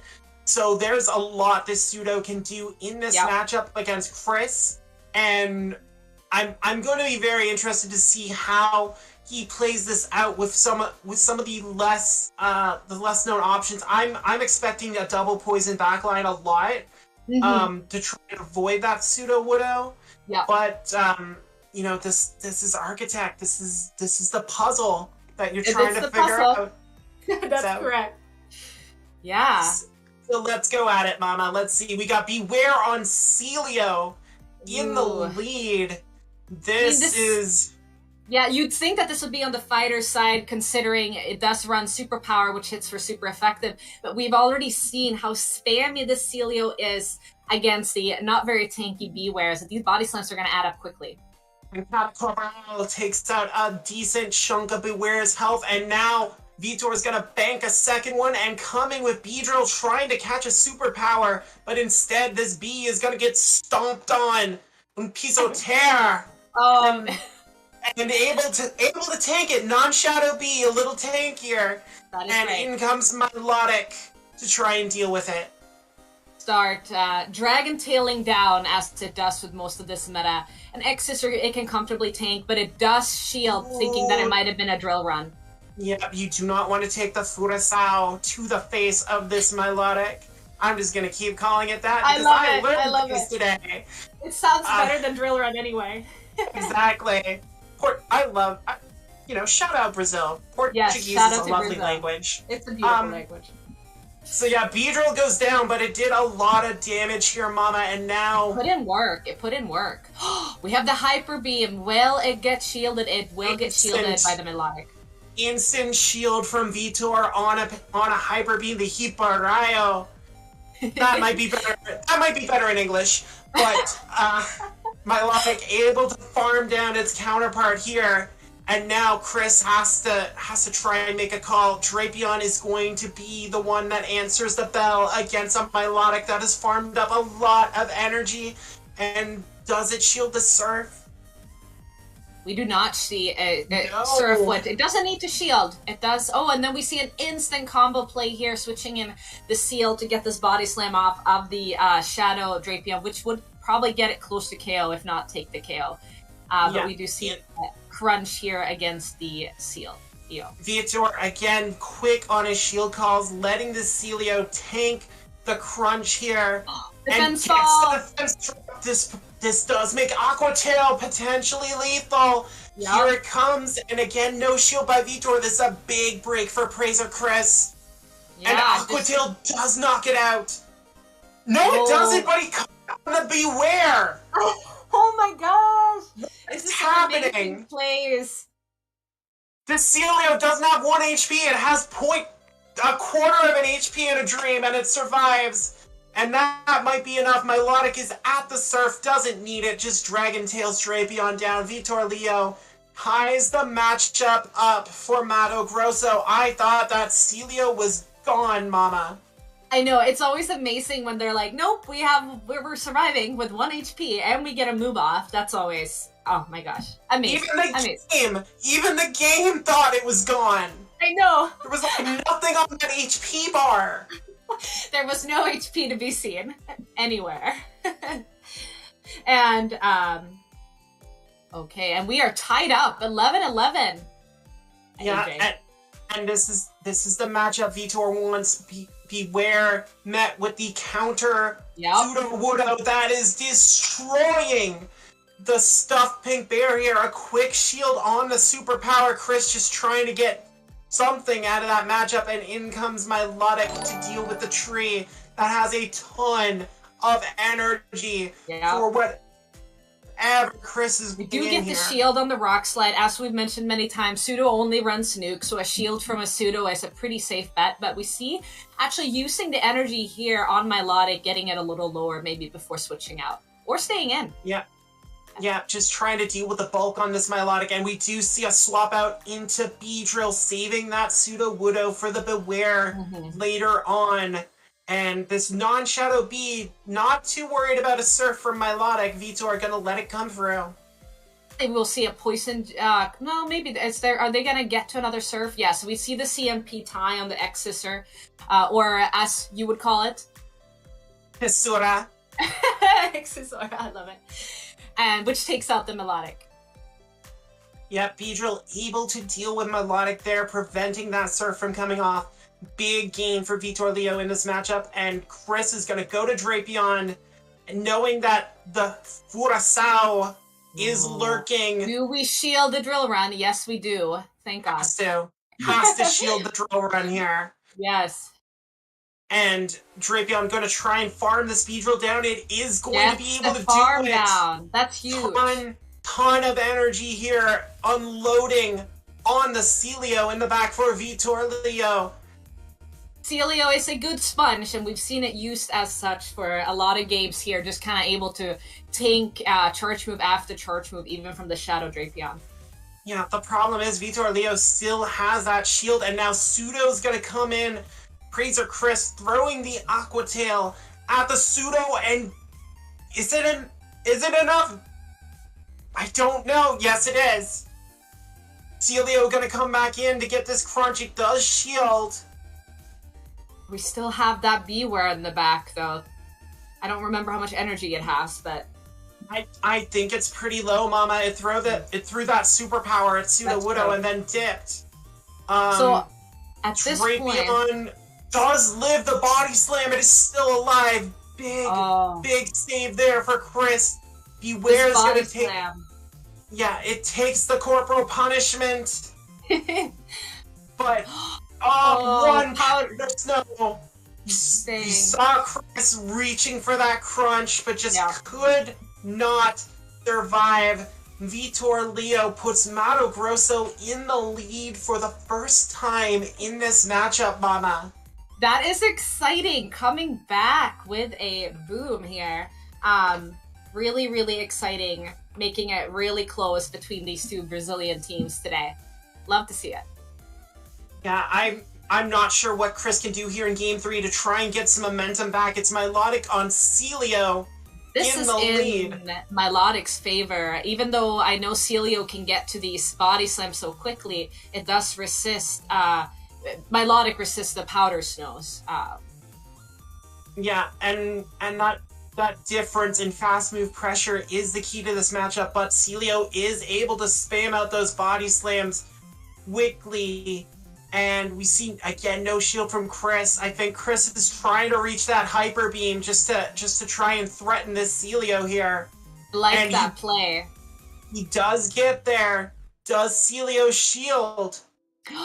No shield! Does this do it? Yes, it does. Bye to Celio. I got Hyper Beamed away. Get beamed, Celio! Get beamed, Celio. Drapion's gonna come in to deal with Melodic. Just that my Melodic on Chris's side can just rest knowing what it just did to that water ice type as the crunches start raining down from Drapion here. Yep. It's nice, yeah, because that Melodic still has a lot of HP left on it, able to bring it out to still put in some work for future matchups here in this battle. Yeah, and Vitor is going to go to Shadow Gyarados here. Correctly calls the Aqua Tail. That's a big call to make here on Gyarados. Huge call. And now we have Beedrill into that Dragon Tail Shadow Gyarados. And these poison jabs are adding up. And as we talked about earlier, Beedrill actually wins this in the 2-shield on poison jab damage alone. Yep. And shielding the Aqua Tail there, able to build up this energy, and you see why, even though the Dragon Tails are coming through, Beedrill does not care! No, it does not. Has all this energy for Milotic. I think Chris has this one in the bag, Mama. Yeah, I think, like we said, I don't think shields matter here. At this point, it's going to come down to fast move pressure between the Shadow Poison Jabs and the Dragon Tails, but the opposing Milotic comes in and finishes up the job. Yep, Chris brings back a big point for Brazil A. We are knotted up again, 12-12. Oh my gosh. My gosh! Making it so exciting. Oh my god, these two Brazilian teams going back and forth. They, like I said, they know each other so well and are just able to come in and just play against each other's supposed strengths, as Oreo, the Golden Lumberjack himself, coming back in for his second match against Andre Tensales, who will make his first appearance. And more Pseudo Widow, but Shadow Poliwrath. That's what my eye went to too. Shadow Poliwrath is interesting. I know it definitely, there's some matchups that it picks up because of that extra shadow damage. Now it's just a matter of what moves it might be running. Is it Scald? Is it Ice Punch? I mean, that is going to be the determining factor. I mean, Oreo has a couple of strong answers for that Poliwrath. Yep. With the Milotic, with the Frostlass if it's on Ice Punch. And the Shadow Beedrill too is very good against Poliwrath usually.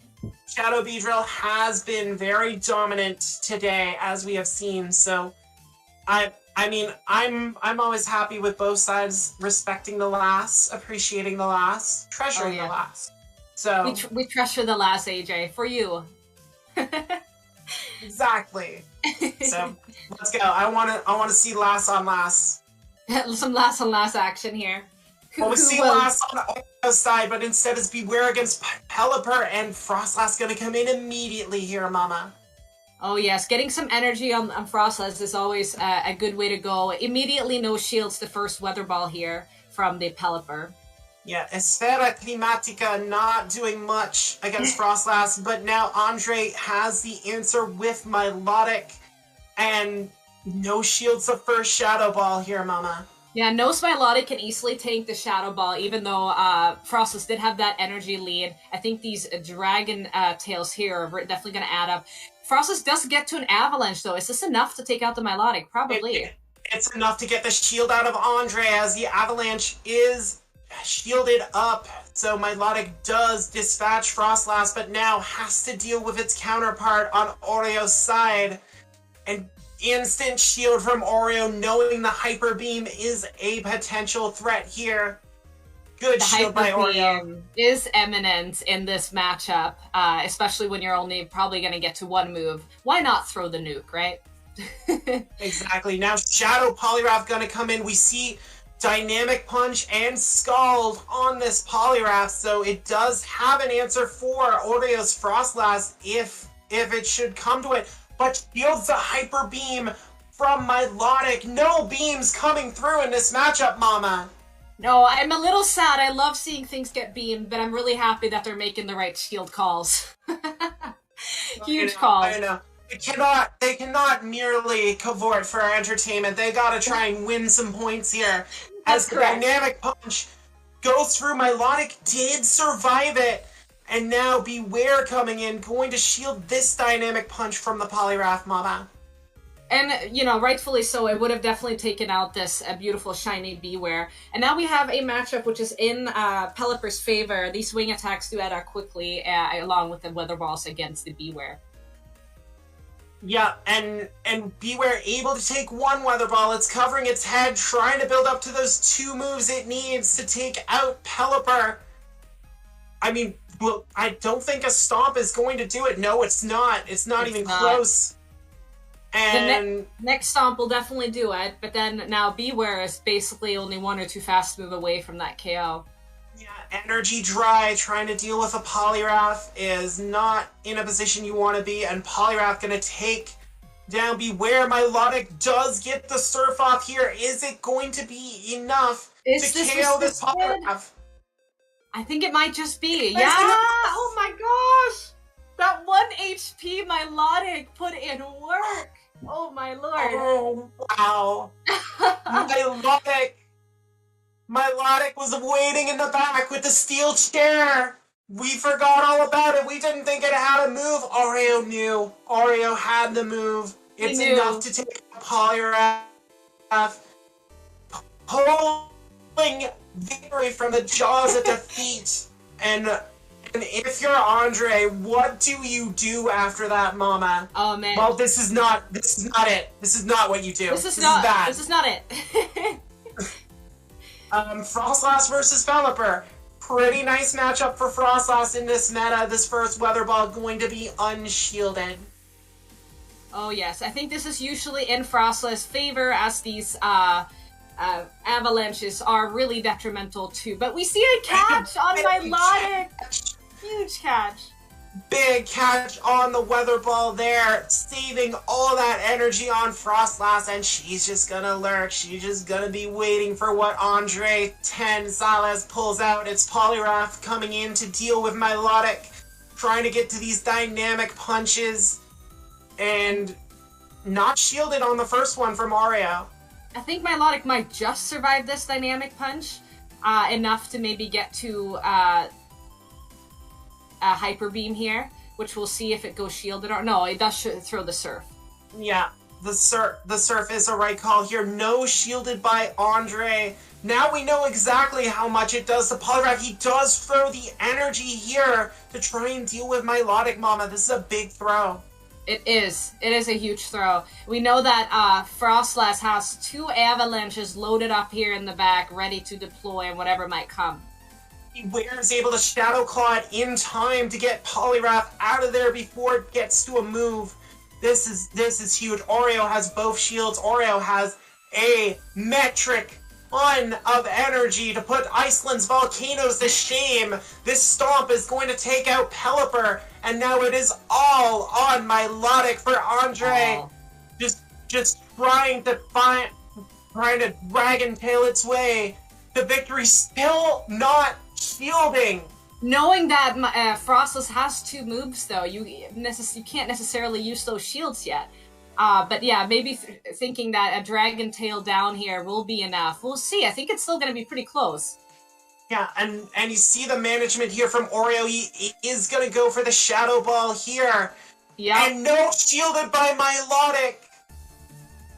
And I think that is a gonna GG. do it.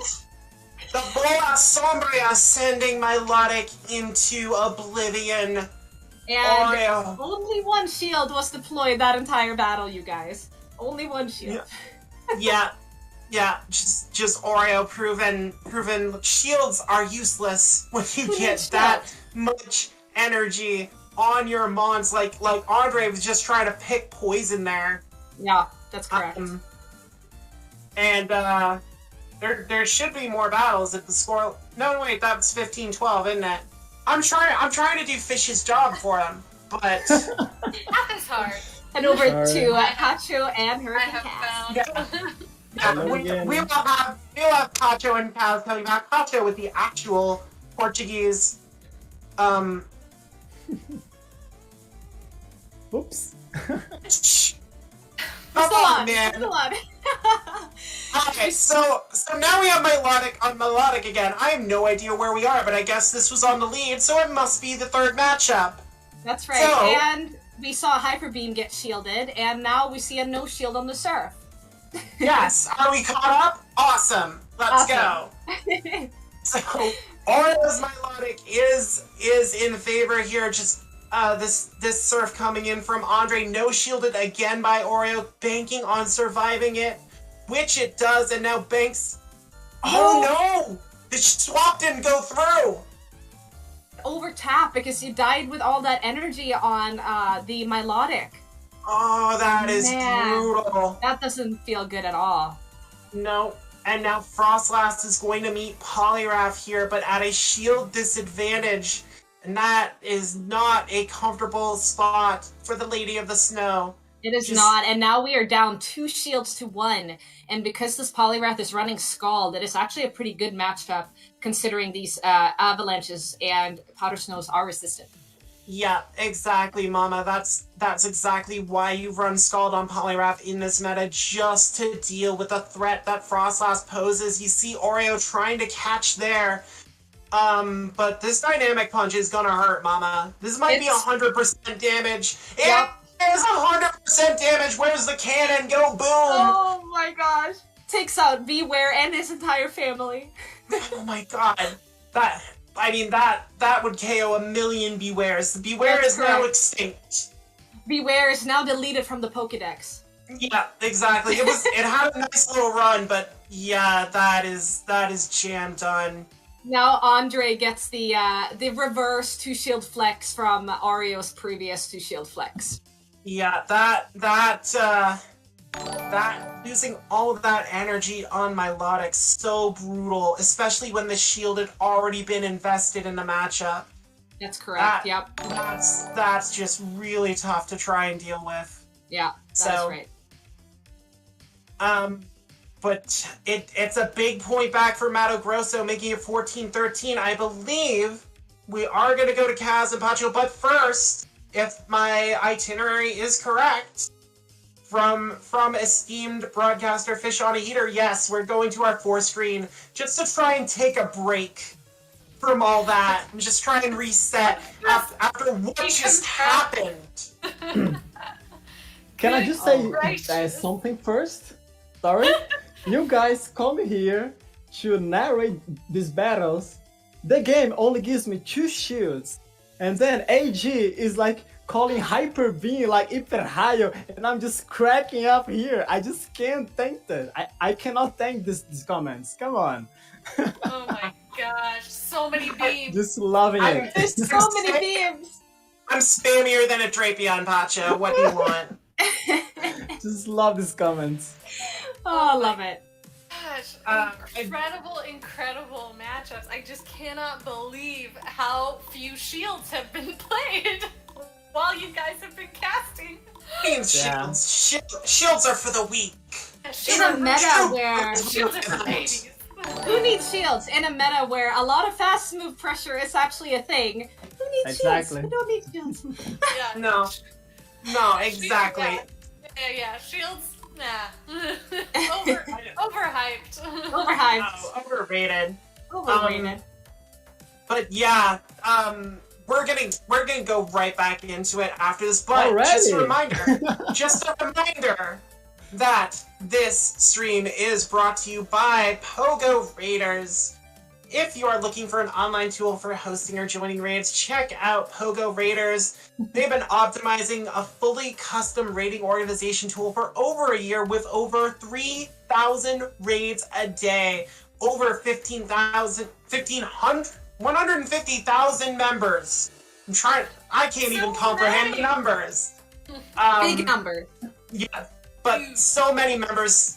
You gotta give their free rating tool a try. Beyond that rating tool, Pogo Raiders is also a community of dedicated Pokemon Go players. You can join their monthly PvP tournaments with cash prizes and find help from some of the best players in the world, along with access to infographics and information about everything upcoming in Pokemon Go, like Obstagoon Community Day with new move Obstruct that might just break things. So that's why I'm taking the day off work to go hunting for Galarian Zigzagoon. But yeah, check them out at pogoraiders.dg or on the Discord at discord.gg/pogoraiders. And it's like shields, who needs work? but yeah, before we jump into the latter half of these games here, before we turn it over to Kaz and Pacho, Mama, any thoughts on what you're seeing so far from these Brazilian battlers? Very, very impressed with these gameplays and these, as I know both Pacho and Kaz commented on before, their impeccable move timing. We've seen some incredible catches today, which have just been turning some battles upside down, essentially. I'm very, very impressed with battlers from both sides today. Yeah, Also, lots of 1 HP lives, right? Yeah! Exactly. So many red ones. what's the old saying? IVs don't matter until they do. They do. 100%. So many just like hanging on by a thread, and again, the beauty of Architect. I think it might be my favorite meta that Sofa's put out this year, aside from Glacial, because obviously the meta is You're not biased really at nice all. because of the No. energy management, but I just wish we could use more Pokemon. Yes. Yeah, can I have my team of 9, please? Yes. What do you want in there? What do you want in there, Pacho? What do you want in this meta? Like, for instance, the water types are really, rampage through the meta. So I think some more grass types or some electric types that barely see any play in like open metas could be nice. Some dragons, maybe like real dragons, not soft dragons like Gyarados or Milotic. Something like that, just to spice up things. So for Pacho, we're gonna add Luxray and Zapdos, of course. Zapdos. Oh my god. Yeah. Dedenne. Oh god, Dragonair would run things. Don't worry about that. Alright, enough wishing. We need to get to actual factual results. Oh we need to get to battles. We need to go go at it. So let's go. Kaz, Pacho, get into this. Look at these point totals. No. We're all tied up. Yeah, it's pretty tight. I'm upset now. I'm upset now that I don't get to call Malamar. I've been waiting all day for Malamar to show up. That's my freaking mom and Architect. Nope, that's my job. I really thought about running the Squid. Its moveset is incredible for this meta, and its fast move of Psycho Cut just lets it get to both of those great moves so quickly. I'm excited. I'm excited to see Malamar have some potential here. Yeah, it's a very good generalist and only hard loses to the bugs, and Drapion also is kind of used as a soft counter, but if your opponent hasn't like any of those, you're pretty much free. Which is not the case here, right? Not the case here, as we see that Bruce Santos does have both Shadow Bee and Shadow Drapion ready to tackle that Malamar. Oh my gosh. Yeah. I'm afraid that we might not see the Squid at all. But instead of that, over on Crystalino's 9th team, we do see that they have their own Sudowoodo, they have their own Drapion, they also have their own Frostlass. Yeah. Oh my gosh, there are a lot of good potential counters for those Shadow Pokemon. Do you think we'll see a Rock Throw Pseudo or a Counter Pseudo? Let's see. On the side of Bruce Santos, I think Rock Throw could be really desirable. And on Cristalino's side, well, that too. I think both will use like a Hog Throw, maybe. It does seem like Rock Throw Pseudo has actually been the stronger pick when we've seen it in these teams, in these matchups. Yeah, the best thing about Rock Throw Sudowoodo is that it core breaks these cores of like a bug and flying and ice types all together, which the counter variant cannot do like reliably. So. But we do see that Bruce Santos has a Melodic ready to counter that potential Sudowoodo coming out. Yeah, Melodic got a lot of popularity in late meta. I mean, at the first was like a spice pick, and now it's like in everyone's team. What is this? What's happening? We went from no Melodic to oops, all Melodic. No. But you know what is interesting? None of the players have like our ice type, so exactly. Shields need to be used with caution. Yeah, this is one of our first matchups where we're not seeing that Celio come out to deal some neutral damage. Yeah. I'm excited to see who comes out to play, so let's get into it. Yeah, let's go. So right away we have the Melodic on that Poliwrath, and we do see the Scald Dynamic Punch moveset over there on that Poliwrath, which I think does have a lot more play against Bruce Santos' team. Yeah, at first, in the beginning of the month, I thought that Ice Punch was the way to go, but it's so many freaking like things that Scald just does better. So, and Dynamic Punch is like mandatory. We do see Melodic going for the Surf bait and going to be called by Crystalino. Right. Very nice. Able to get to another Dynamic Punch, which Melodic will have to shield if they want to preserve it, but no, gonna let it go. Well, the thing is, that's the best counter for Sudowoodo, right? So maybe he's banking all the chips on Sudowoodo. Exactly. And this Poly is now so low. It's done its job, so Crystalino's gonna let it go. Oh, no! Gonna shield! What? What? Last minute shield! Oh, just so it can throw this Dynamic Punch, which will shoot also for shield. be shielded. Respectable. I mean, But now... it's a play, but now they see the mistake that they have potentially made. Heart switches into Sudowoodo. Nice. Okay. Yeah, gonna have to take a few of these Aqua Tails now. Yeah, but since it's not the Shadow variant, it's okay. And it's actually running counter. Oh my gosh, that? It is. So now we have the reveal that Bruce Santos does have, I'm sorry.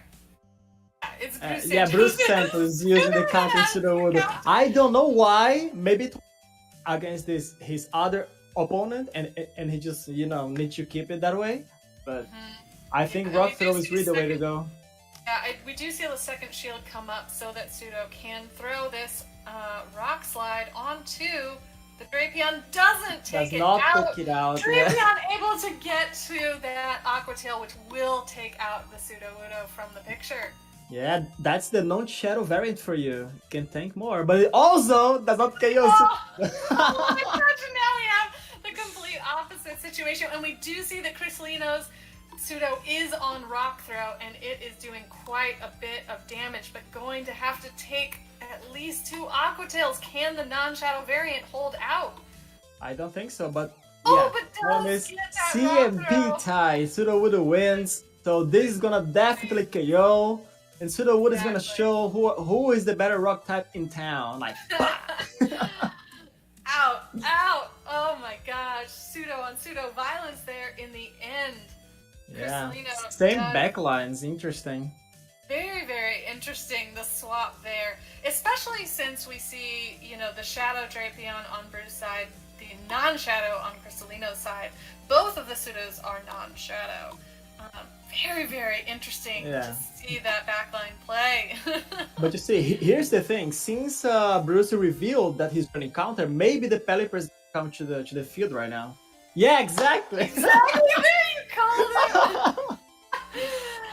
And we do see this Dragon Tail just going to eat the Pelipper up. Pelipper probably going to just go ahead and throw straight Hurricane. Oh, there it is. Wow, that's Will a ballsy play.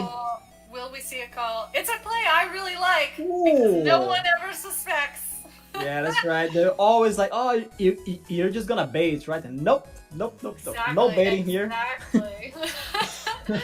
and I was gonna fight me down. Does the same and is able to farm down. And you see, that's huge because now he can just decide what to bring into this Drapion. Of course, he needs to be mindful of the Bruce's Sudowoodo, which is running counter, right? But yes, exactly. But we do see that it's able to throw. No, and not able to get to that second Weather Ball before Drapion able to throw the Aqua Tail and get it out of there. Yeah, and now what you do? Come with Drapion, I think. Come with Drapion, and if he switches. With the Drapion, yeah, and yeah, because he knows he has Aqua Tail. So. Exactly, and this bee is absolutely hating these rock throws from Crystalino Pseudo. go with the X's or bait and will be met with a shield. Yeah, but the thing is, it's not gonna get you the, another move. No, not gonna get to a second one, not with Rock Throw. No. Now this pseudo is in an absolute position of power against the Strapion. Can even just shoot it and farm down, I think. Exactly, doesn't even need to get to a second charge move. Will Yeah, be exactly. able to Just farm win down. with Sudowoodo. Oh, Yeah, but nice. the Die, Drapion die. does- Just shield. Just shield. Just Yeah, shield. just shield it. What? Doesn't even- Why? Doesn't even. Poor Oh, Sudowoodo. Okay, it doesn't die. flex. Fine. Flex. You know, Oh, nice. Goodness Nice gracious. recognition that Sudowoodo could tank that move. Nice. Yeah, very, very nice call, because if he had shielded that, then he would have been met with that other one. But, Yeah. no, oh. Choose 0 to Cristalino just because of the freaking Sudowoodo. You see? Exactly. Oh my gosh. OP. OP Sudowoodo. OP. So if you're Bruce Santos, how do you adjust to this? I think he needs to bring this, maybe the Malamar at some point. Okay, Yeah, then bring. I don't know. I don't know. I mean, he has to keep the melodic alive. That's his best pseudo counter at this point. Yeah. We do see he has melodic in the back there, but we've also see that Crystalino has brought back the Poliwrath and his own Drapion to try and counter.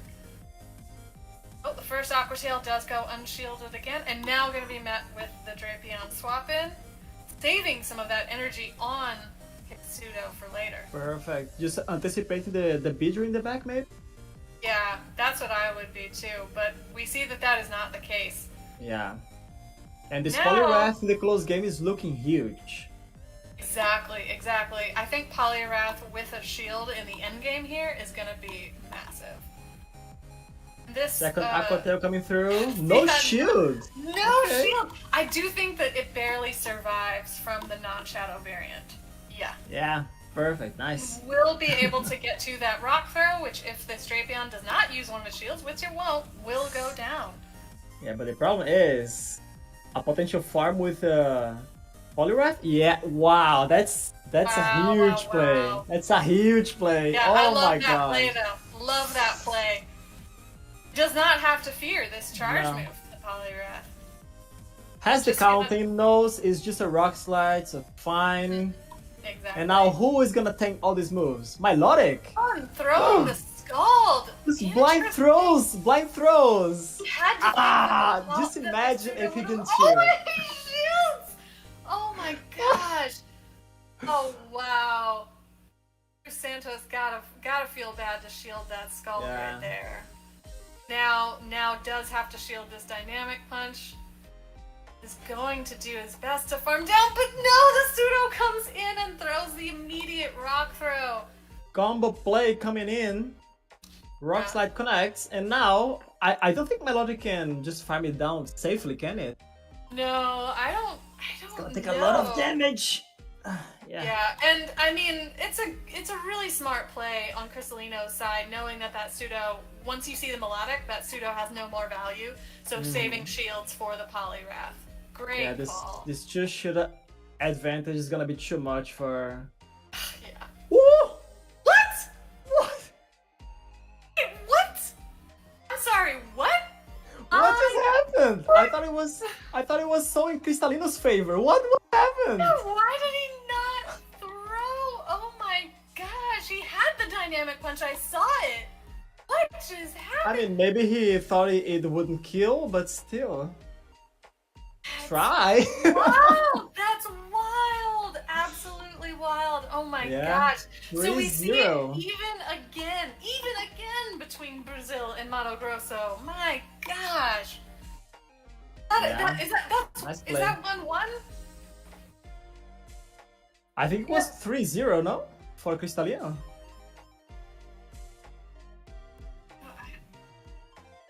Yeah.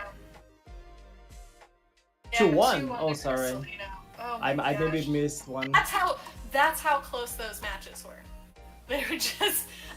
Oh, true. Sorry, Cristalino lost the last one. Yeah. Sorry. Yeah, wow, that was absolutely 2-1. wild matchups there. Can't wait to see what's next. Oh my gosh, and we see E4 Burnham bringing in a very spicy licky licky. Love to see it. And Yeah, Malamar again. everybody running Sudowoodo these days, right? Interesting. It seems to be. You know, I don't think it had a lot of popularity early in the month as waters were more popular, but then, Yeah. you know, we've been seeing a lot of it today. Very surprising. We do see a lot of really interesting picks over there on E4's team. The spicy licky licky, the Malamar coming back, and that Lapras. Yeah, Shadow Mug as well. Interesting. And he knows that Bruce Santo is running counter. Yeah. It's okay against this variant of Sudowoodo. Yeah, no. Actually does pretty well if it can manage to shield a potential earthquake.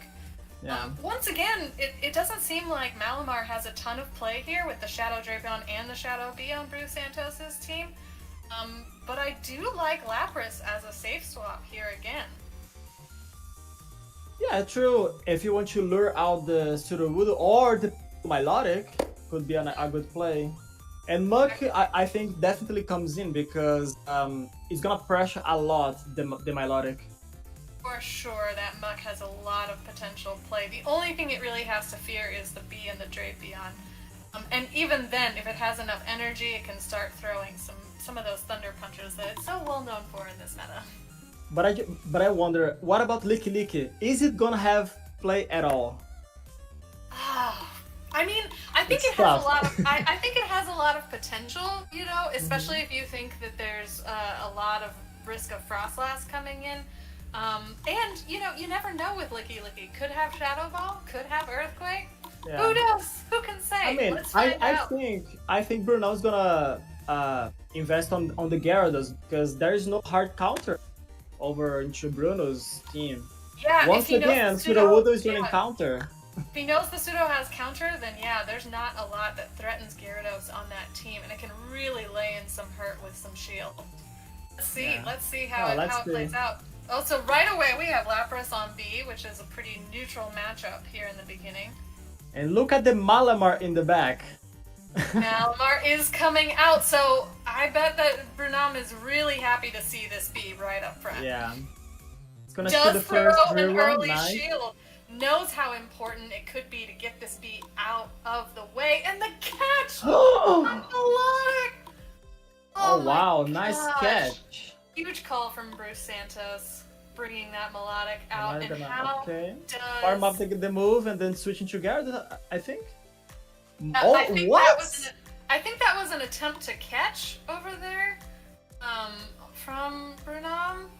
She is Catch gonna this- take a catch a surf. I mean, why not? if you can, do. Yeah. And gonna be able to start throwing some foul plays onto this melodic from the Malamar. Yeah, a male Milotic at that. Interesting. Will have to shield this second surf, but chooses to let the Malamar go. Alright, yeah, sees that the Malamar doesn't have much play against the Beedrill, especially So do with the you- shield down. But Yeah. now, what Now stops you're the kind Gyarados? Yeah, there's nothing to really stop that Gyarados from getting some good, delicious farm. Oh, It is the Dragon Tail Gyarados! also running Dragon Tail, why? Oh my gosh. Alright. Just the sheer amount of flexing with the Shadow Dragon Tail Gyarados here. We'll have to eat a crunch. Oh my gosh, that lands for so much damage! And maybe now it even would get farmed down because of debuff. Let's see. Yeah. Let's have to worry about the potential farm down, but Swift swaps back into the Lapras. Perfect. Starts throwing surfs. But First I one don't will think go it's gonna... unshielded. Yeah. Doesn't KO. Ooh. Still have to take another crunch. Yeah, but Oh the my problem gosh, is, but- how do you handle the Beedrill in the back? You don't, right? Yeah, no, you don't. I don't think that Gyarados has enough energy. I mean, the Beedrill is going to have to build up quite a lot, and we do see that Bernam is almost at 2 surfs. Yeah. Maybe with a catch? Let's see. There's not enough. It's too far. Yeah. Yeah. Yeah, Yeah. Beedrill coming through. Yeah, Beedrill, very, very clutch for Bruce Santos over there. Gonna be able to take out the Lapras, and just 2 poison jabs, and the Gyarados is out. Ouch. Yeah, Malamar gosh. didn't do much in this battle, unfortunately. Yeah, that was an interesting call to just swap it in and then let it go. It did seem like he was trying to potentially catch the first surf to maybe shield the second one and get some energy. Yeah. Like, that could have been a better play than just letting it sort of soak up the energy. I do think there was a missed opportunity with Gyarados there. We saw how much damage. Oh my god, how much damage. Yeah, Gyarados and Muck. Gyarados and Muck. And we have Licky Licky. We do see the Licky Licky coming in, and we do see that Gyarados now from Brunam coming out, and the swap to Licky Licky to catch the first move on that Wow. Wow. Oh, now it's gonna be bad by Drapion, play. right? Yeah. Yeah, you gotta. Because the It's- licks just aren't gonna add up as fast on that Drapion, even if it is a shadow. Yeah. It's running Shadow Ball. Do you agree with that? I mean, not in this matchup. Not gonna help anybody in this matchup. But they still haven't revealed that. This is the first time we've seen it, Yeah. so potentially building up enough energy to make them think it might be the Earthquake, but no, they're just gonna call that Body Slam. Yeah. I mean, 2 body slams do a lot of damage, so he's gonna respect and just send the Aqua Tail, which Yeah, is and gonna be Aqua Tail shielded. does get shielded. An interesting Why? call again from Brunam. Able to get to this second Body Slam, which will go unshielded. The Drapion is left. Oh my gosh. What? I really what think are the these play plays? is with the Gyarados. Yeah, I mean, he's got 1 shield left, and if he uses it for that Gyarados, you know, he could have, and does get the shield from the Beedrill. Okay. And takes Yeah, so he's gonna take Aqua this Tail on the turf. Melodic. Yeah, Aqua Tail, sorry. And I think it's gonna come out to whatever, if the Lapras falls for the bait, right? Or if it tanks the Hyper Beam, because Yeah. at this point, I mean, he's saving that Licky Licky for a potential catch, and we've seen that he can do it. So, I mean, you gotta play this really, really closely. yeah, but now maybe Bruno is a little bit smarter. Yeah, see, he's anticipating. He's gonna bait. He's gonna bait. Do you Will it respect be the met with Hyper shield? Beam? Oh, you he do. does! Throws up that shield. Alright. Now, will throw the Skull Bash. Will it be met with equal respect? Yes. It is! Oh my god. But the thing is, does Hyper Beam knocks out from range? I think from this range, even with the defense increase, it's gonna take out the Probably, Lapras. yeah. It's too hard hitting of a move. Boom! Oof. The Licky Licky, just as thick as it is, cannot withstand the poison jabs from that Shadow Bee. Yeah, I think Bruno is really missing the opportunity to take full advantage of Gyarados Mug Core. It's really strong. Yeah, we haven't seen the Muck come out, Yeah. and we've seen some interesting swaps from Brunam, but never quite able to get the energy on his own Mons to be able to counter the absolute strength of Yeah. the Bee and the Drapion over on Bruce Santos. So here we do have the Gyarados in the lead again against that Shadow Bee. Okay. Both doing some pretty gnarly, super neutral damage against one another. Shadow on shadow, yeah. And we do see these X's are coming up, not going to be shielded from the Gyarados. Not going to be too worried. And a catch, a potential catch, but going to be met with a crunch on the Melodic. Yeah, this is gonna do a nasty damage and maybe gonna drop. Let's see. Ooh, let's see. Oh, we do see the defense drop coming through. So now Lapras is going to come in and attempt to get some big farm on this Melodic. Alright. Gonna go I straight. don't think it knocks out even with the debuff, does it? It's pretty close. I think Melodic, yeah, survives with just a few HP left. And gonna throw its own Surf now. Perfect. with And now you no farm it shield. down. And now you can definitely farm down and get enough energy for a Surf for whatever comes next. And we do see Brunam's Sudowoodo waiting in the back. Yeah, Sudowoodo is coming really strong. Just need to take shield. Exactly. Need to get some shields out of the way with this Lapras, and we'll get the first one from Santos. Yeah. And now going to farm up a little bit and throw the X-Scissor. Yeah, it's gonna force the Beedrill to throw energy, so Sudowoodo safely. And Yeah, now, who Sudowoodo. stops the Sudowoodo? Nobody. Nobody. It's got 2 shields it can hide behind. It's got plenty of health. Oh my gosh. Just tap the screen. Just tap, tap, tap, tap, tap, tap, tap. And we do see that this is indeed a rock throw Sudowoodo from Brunam. Yeah. Going to... Can take one and just Yeah. shield the consecutively the two exactly. next ones and You know, gonna why even waste, pressure. why waste your shields if you don't have to? yeah. I mean, the fast move is doing like no damage, so it's Yeah, poison exactly. sting on a rock type. Yeah. But now we will see both shields come up against the Aqua Tails that this Drapion has stacked. Yeah. Gonna try to get to one more. It's be met gonna with that faint last with all shield. the energy. Exactly. And now it's all about Beedrill. Does it have a move? Does not. Will be met Oh. immediately with that rock slide. Now I'm finally discovering the secret to cracking that core. Yeah, From perfect. Just needed to Santos. save the shields for either Sudowoodo or Gyarados. Perfect. Yeah. Yeah. That was No definitely messing the right call. around with no Malamar or... Yeah. Why, why mess around if you don't have to? Yeah. Just give your shields to Pseudo, call it a day. Ugh, beautiful matchups, and we're still incredibly even in terms of points between Yeah. Brazil and Mato Grosso. Gosh, these battles, just incredible calls on both ends. So now we have Ronaldo versus Yuri. We've seen Yuri's team before, but now we're seeing over on JW's side Melodic coming back, and with its friend Lapras now on the same team. Yeah.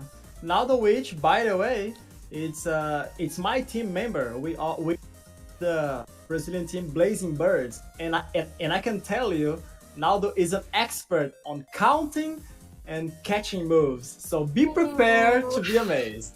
Oh, good gracious! I'm ready. I'm ready for it. I mean, we do see that Yuri has a pretty strong counter available in Muck. We did not see Muck come out from Brunam last time, No. but I think it has to come out from It Yuri has to this come, time. man. I'd be really surprised if it doesn't. And we also see the Lapras on Naldo's side.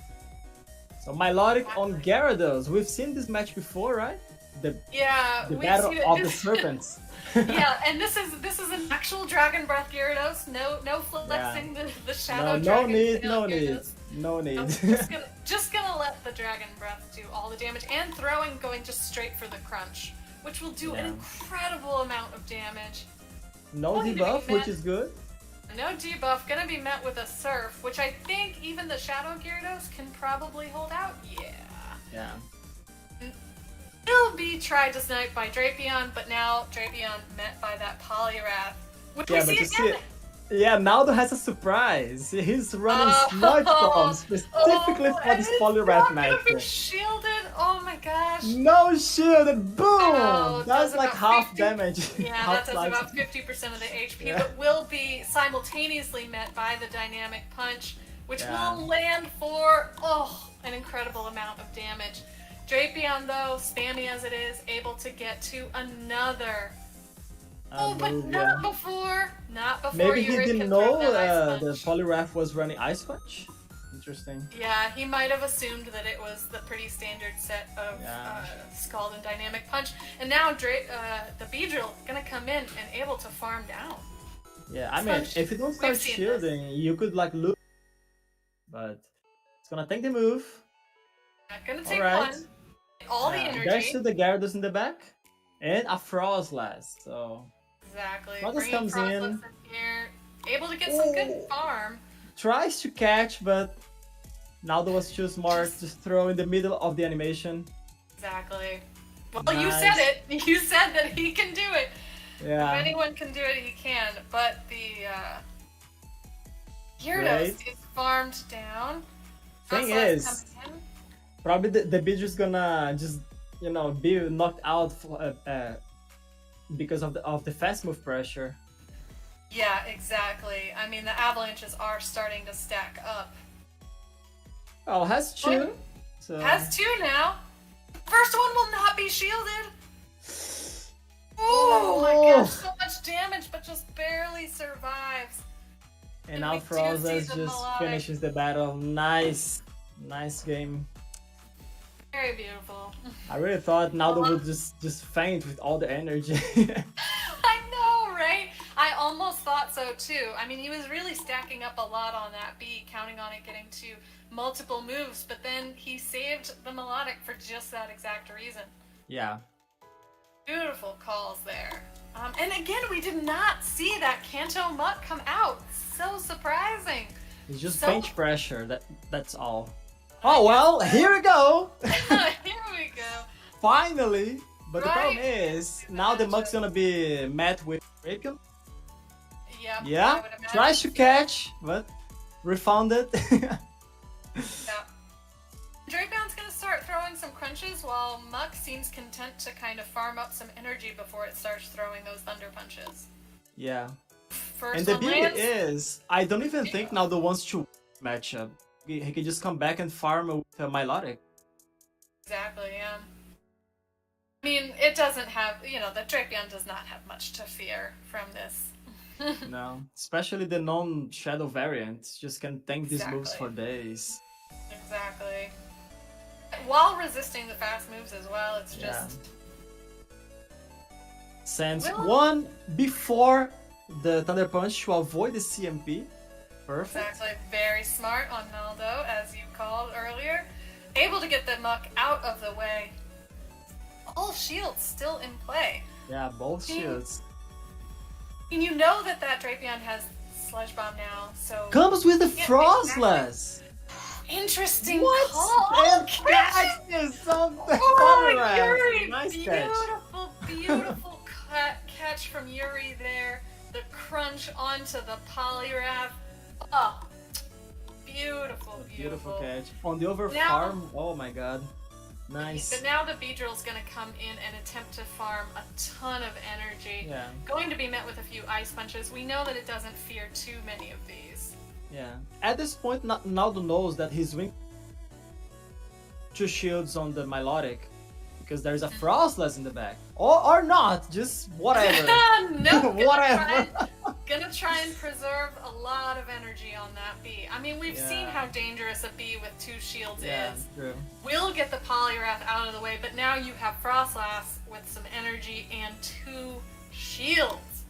Yeah. We'll let First the blue first one one comes through. go! Okay. Wow! Oh, the problem is there's a fast move pressure Pokemon in the back. So how are you gonna handle that? Oof, yeah, I mean, it looked like Yuri was trying to throw the avalanche there. It does start to throw the avalanche, but gonna need some pressure against that melodic waiting. It's gonna need at least Not gonna 2 cut it, shadow boy. balls. Milotic Yeah. too thick. It's gonna need at least 2 shadow balls, and it cannot get to those before No. melodic just farms down. Can safely shield. Easily.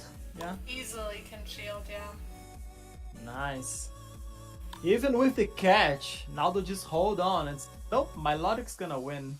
Nope, my Nice. melodic is thick and it has the Dragon Tail fast move. It can take on anything after getting that Muck out of the way.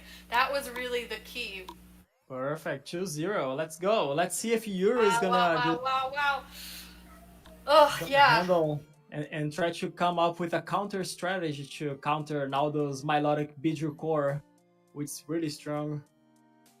Yeah, exactly. I mean, with the kind of fast move pressure that both of those Pokemon deal, you've got to find a way to get them out of the way and quickly. See Beware come in. It's beware. Interesting. Okay. We saw the cat. It was met with that cat's form in the beginning, and now Frostlass comes out, which, as we've seen, is not really the best counter for Beware, No, since it's it not. is dealing Beware wins, super yeah. effective damage with Shadow Claw. My goodness. But maybe he's gonna try to catch one on Milotic. Let's see. I think that's gotta be the play. Yep. Perfect. Exactly. Oh As my gosh. predicted.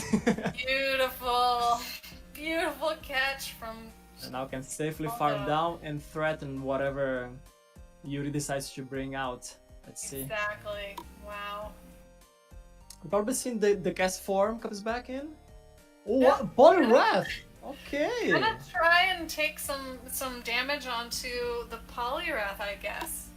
I kinda like this play because he forces the Milotic to go for the Hyper Beam. So. Exactly. Which we do see the Melodic does! Is the Hyper Beam going to be respected? Exactly, yes. Yeah. Yuri knows. Gonna Yuri farm knows down, that was but their then only call. there's that Beware which has a lot of energy. Full Beedrill in the back. Which is probably gonna come out now? I assume? I would assume that the Beedrill would come out and try and get some good farm, since it doesn't have a lot to fear from this Poliwrath. Yeah. And we see the swap in, and we see the immediate superpower onto the cast form. Boom! Ooh! That's a lot of damage. Oh, I can good safely lord. just stomp the little cast form. And the cast form is just, he's like, alright, I'm fine. Whatever.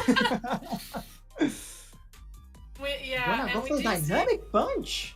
Yeah, and we do see the dynamic punch come out here. I mean, with the Beedrill, the full health Beedrill in the back, there's just not a lot the Poliwrath can do no here. way.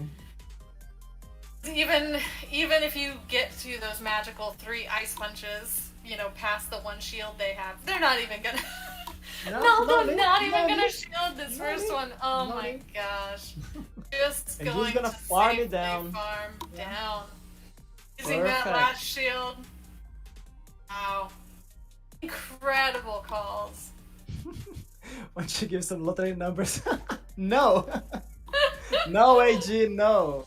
I'm not that kind of whatever. Forgot the name. Oh my gosh, yeah. Nice. Wow. 3-0. So Naldo bringing some light to the Brazilian team. Naldo was like, oh, you some think air. you can tie? You think you can tie? No on my watch. Gonna go out on a streak there. Oh, but as you were saying, beautiful calls. Yeah, now take it on, AG and Mama. We are back. Wow. That was satisfying for me to see the 2 biggest Frostlass counters in the meta pitted against each other, and then Castform had to take that superpower to the face. Yeah. That poor cast form. that soothed me. That soothed my soul. But a big 3-0 sweep by JW Naldo puts Brazil A in control, their biggest lead since the opening segments of this matchup in the semifinals, and now Mato Grosso needs to find 9 points. In this closing segment. Brazil A just needs 5 to clinch a spot in the final against the winner of France and Italy. And we see Praiser Chris coming back in to face Juan Vito ZXC. Oh yes, and we see 2 Credillies. We haven't seen a lot of them, I feel. Maybe these are the 2 only battlers that are using Credilli in this setup between Brazil versus Mato Grosso. I like Credilli for this meta. I don't think it was utilized enough. With all the water types around, I think it puts in a lot of work, actually. And it has access to Stone Edge, which puts in a lot of work against all the Flyers and Frostlass. I think the big problem Credilli had in the meta was that it couldn't deal with Frostlass quickly enough. Frostlass matching it for charge moves when it comes to Grass Knot, and if Credilli wants to reach for that Stone Edge, it's going to be behind on energy against Frostlass. So I think that was a big reason. Yeah. And Juan Vito has that Frostlass waiting, but Praiser Chris has such protections with that Beware, with that Munchlax, with that Drapion. Unfortunately, I don't think we're going to see my girl in this battle. But... yeah, and even Milotic is pretty good against Frostlass, as we've seen. And so, yes, Frostlass does not really find a safe matchup here against Praiser, unfortunately, against Chris. Yeah, I'm trying to remember. I know this is Luan Vito's second battle. Did we see if the Pseudo Widow is on counter or rock throw? You know what? The Pseudo-Budos are blending together. I don't remember who's running rock throw, who's running counter at this point. But Fair I guess enough. we'll both be surprised. I have to assume counter looking at Chris's lineup. I think that was the Pseudo Widow Luan's teammate brought as well. Just counter Pseudo has a lot it can do. Yeah. And we saw Chris have problems with it, so we'll see if Chris is able to make that adjustment here in this battle as we get into it. Actually, if it's a counter... Oh yeah, here we are. Oh, not a great matchup for Beedrill here against the flying type. We see a quick swap into a Shadow Drapion. Yeah, very quick swap by Crazy Chris, not wanting to risk this Beedrill against the Pelipper with that super effective wing attack. Esfera Climatica coming in and dealing a ton of damage to Drapion, making this mirror a little easier, but Luan Vito is running Sludge Bomb on Drapion, so these Aqua Tails are going to be spammed hard and heavy from Praiser Chris. Yeah, in the mirror, you definitely do want Aqua Tail for that neutral damage, and having that Shadow Drapion means that these Aqua Tails are going to do so much more. But we do know that normal Drapion is a little tankier. It can take them, and this crunch should be close to enough to get that KO, I think.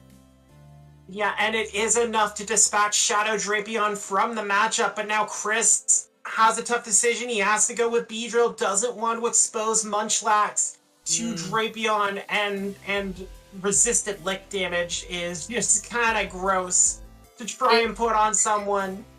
It is. That would be a lot of licks to lick down that Drapion. But we are going to see a nice farm down here by Beedrill. No shields used yet, but we have a Shadow Beedrill with a lot of energy. Lots of potential. Yeah, and you see Chris hammering on the swap, wanting to get Munchlax in. Unfortunately, it is the counter Pseudo Wudo that meets the little licker. And this is a tough spot, Mama. This is a really tough spot. These licks are neutral. The body slams are unfortunately resisted by this rock type, even though I'm sure they do add up. But it is a very, very good matchup here for our counter Sudowoodo against the Munchlax. This is going to be pretty tough to come back from, I think. Yeah, and you see a quick shield here from Luan Vito on the body slam bait. That's what Munchlax has to do now, reaching for the bulldoze. Gonna try and... Oh, quick shield from Luan Vito. He's not fooled. He knows what this is. We're shielding the bulldoze. That would have definitely taken the Sudowoodo pretty low, if not KO it. So now we have a Sudowoodo here with a lot of energy.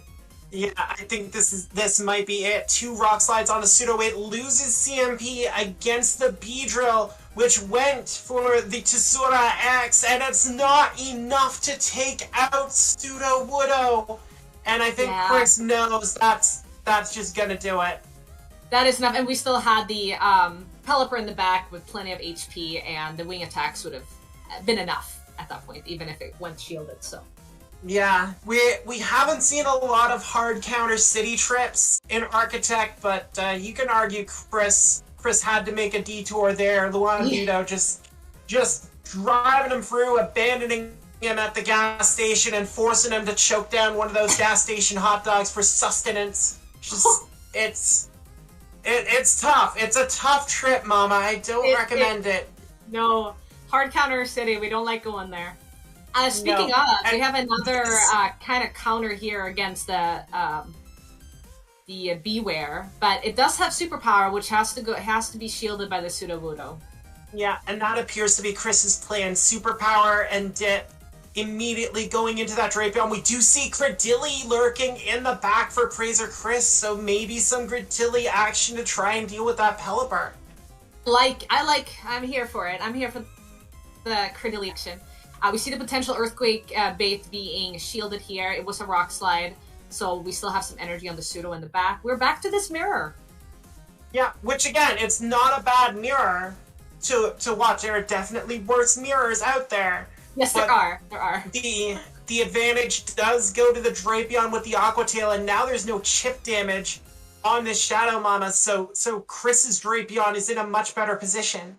It is, for sure. These Aqua Tails are going to add up. Gets there in 4 Poison Sting as opposed to 5 for the crunch, so definitely will both outpace and deal more damage, I think, than the opposing Drapion here.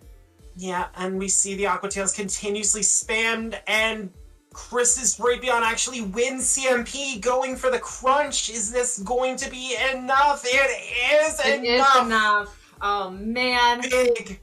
Big mid-game win there for Praiser Chris, drawing out Pelipper now, and getting to another crunch on this Drapion that is just wreaking havoc like those gas station hot dogs.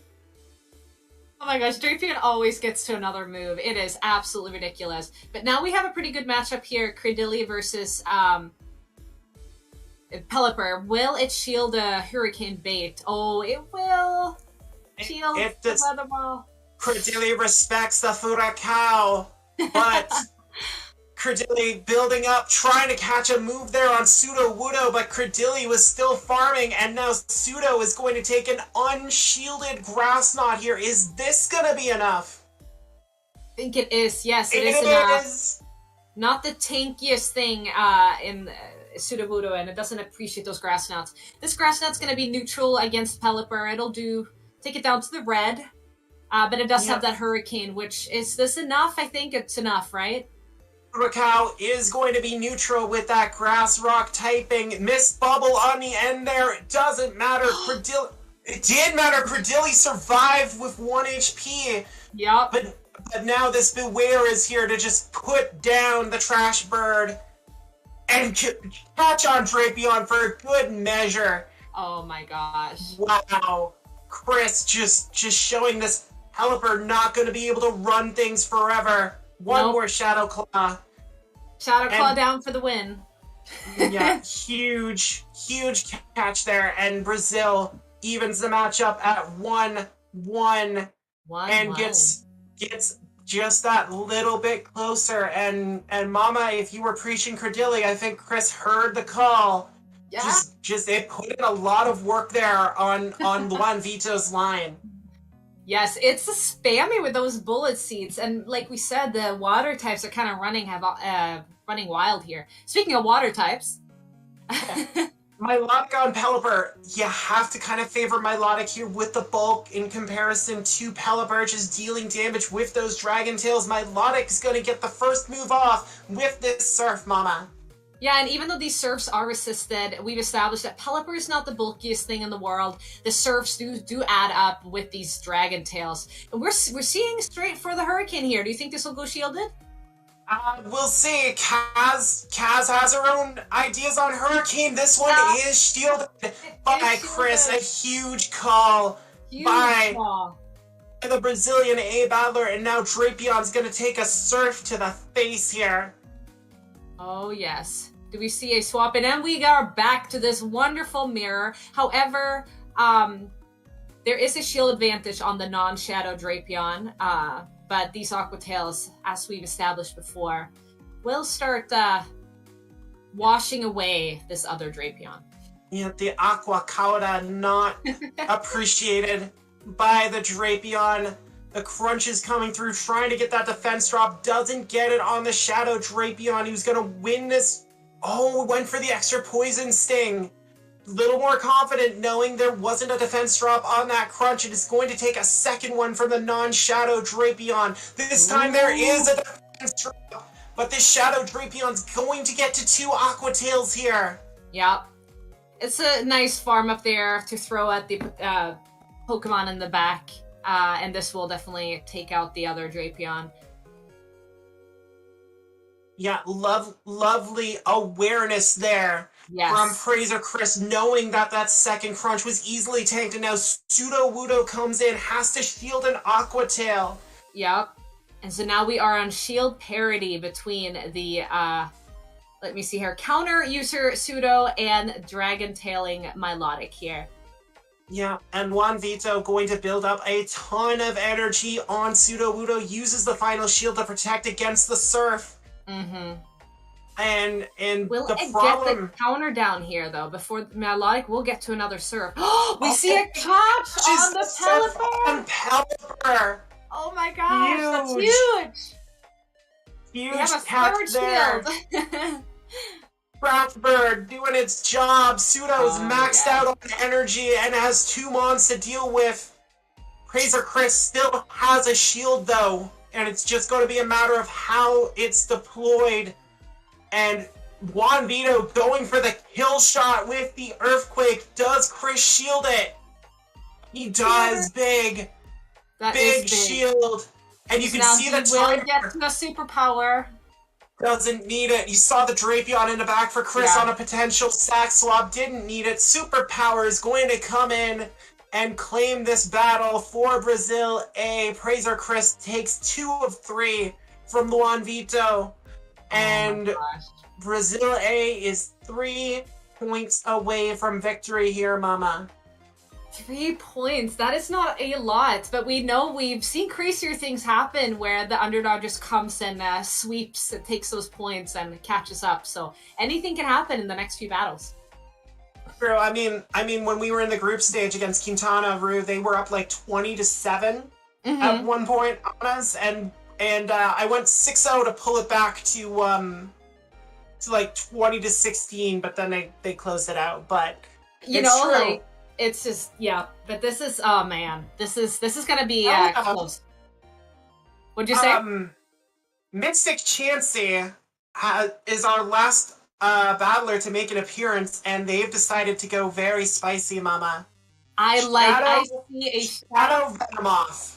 I see a Shadow Venomoth on my screen, and it makes me very happy. Do you think, are they running Bug Bite or Confusion? It's Confusion if you're running Venomoth. That is what Venomoth is in this meta to provide that hard-hitting psychic fast move damage. I actually did use Venomoth in the group stages of Gymbreakers. I only used it once. Yeah. But still, it did its job. It is so, I like, you know, their Venomoth, it gets like, 3 Confusions to a Poison Fang. It can, get that debuff on opponents, switch out if need be. It's a cool Pokemon, and those Confusions do add up quickly from a Shadow. It does more than you expect. That Frostlass actually is in danger from a Shadow Venomoth and a Poison Fang down with those Confusions. Unfortunately for Mystic Chansey, Crystalino does have some good options to fight it. If that Pseudo-Widow's on Rock Throw, it's going to hurt. Pelipper is going to hurt. Drapion's going to hurt. Malamar is going to hurt. There are a lot of ways for Crystalino to counter that Venomoth, and unfortunately, I don't know if it sees as much play just because there's no Beedrill to target, there's no Beware to target, there's really only that Poliwrath to try and shut down. Exactly, it's the only thing that it really has a lot of play against would be Poliwrath. Of course, the Confusions are neutral against some of these Pokemon, but still, it doesn't want to be up against a Rock Girl Pseudo, for sure. No, and looking at Mystic Chansey's team, I have to think Crystalino's like, I'm chucking rocks at it. I'm chucking rocks at that Celio. I'm chucking them at that Burb. Yes. We have seen how oppressive those rock throws is from a Sudowoodo, for sure. It is not to be messed with. Yeah, let's see how Mystic Chansey wants to play at 3 points. A sweep would clinch it for Brazil A. Crystalino trying to prevent it. That is not the way to start things for Mystic Chansey. That is not a good lead for Mystic. No, we see a swap out from the Beware into that safe swap we've seen so many times here in Milotic. Oh, here we go. Pelipper going for the Hurricane on the Milotic. Will the Furacao connect? No, it is shielded by Milotic. Big early shield by Mystic Chansey. Now Drapion's gonna come in to try and face this Milotic. Takes the Surf like a champ. It is a non-shadow Drapion, so it can do that. It can definitely take Surfs much better, and now these crunches are gonna get deployed here and add up quickly against the Milotic. I guess they're... do you think it's worth fighting for Switch here, AJ? I think you have to. You do not want Beware facing that Pelipper for too long, because it will take at least a couple stomps to get rid of it. Drapion does go down here. Mystic Chansey does win Switch and gets Beware away from the Pelipper.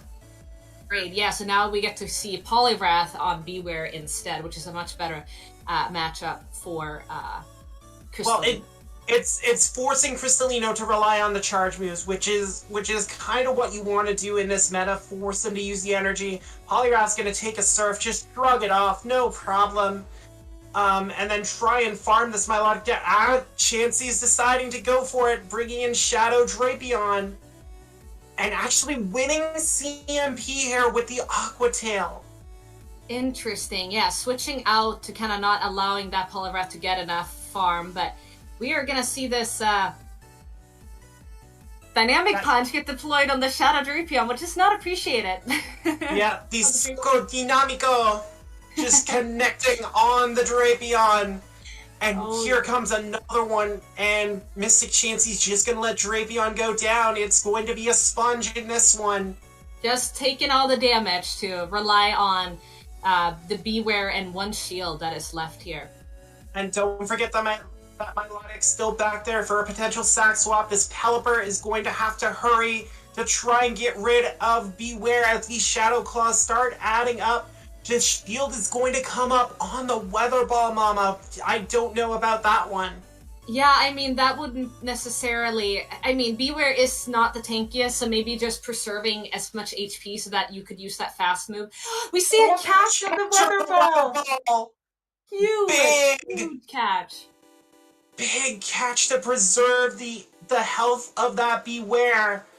And that Shadow Claw eliminates Pelipper, and now this Poliwrath is in stomp range.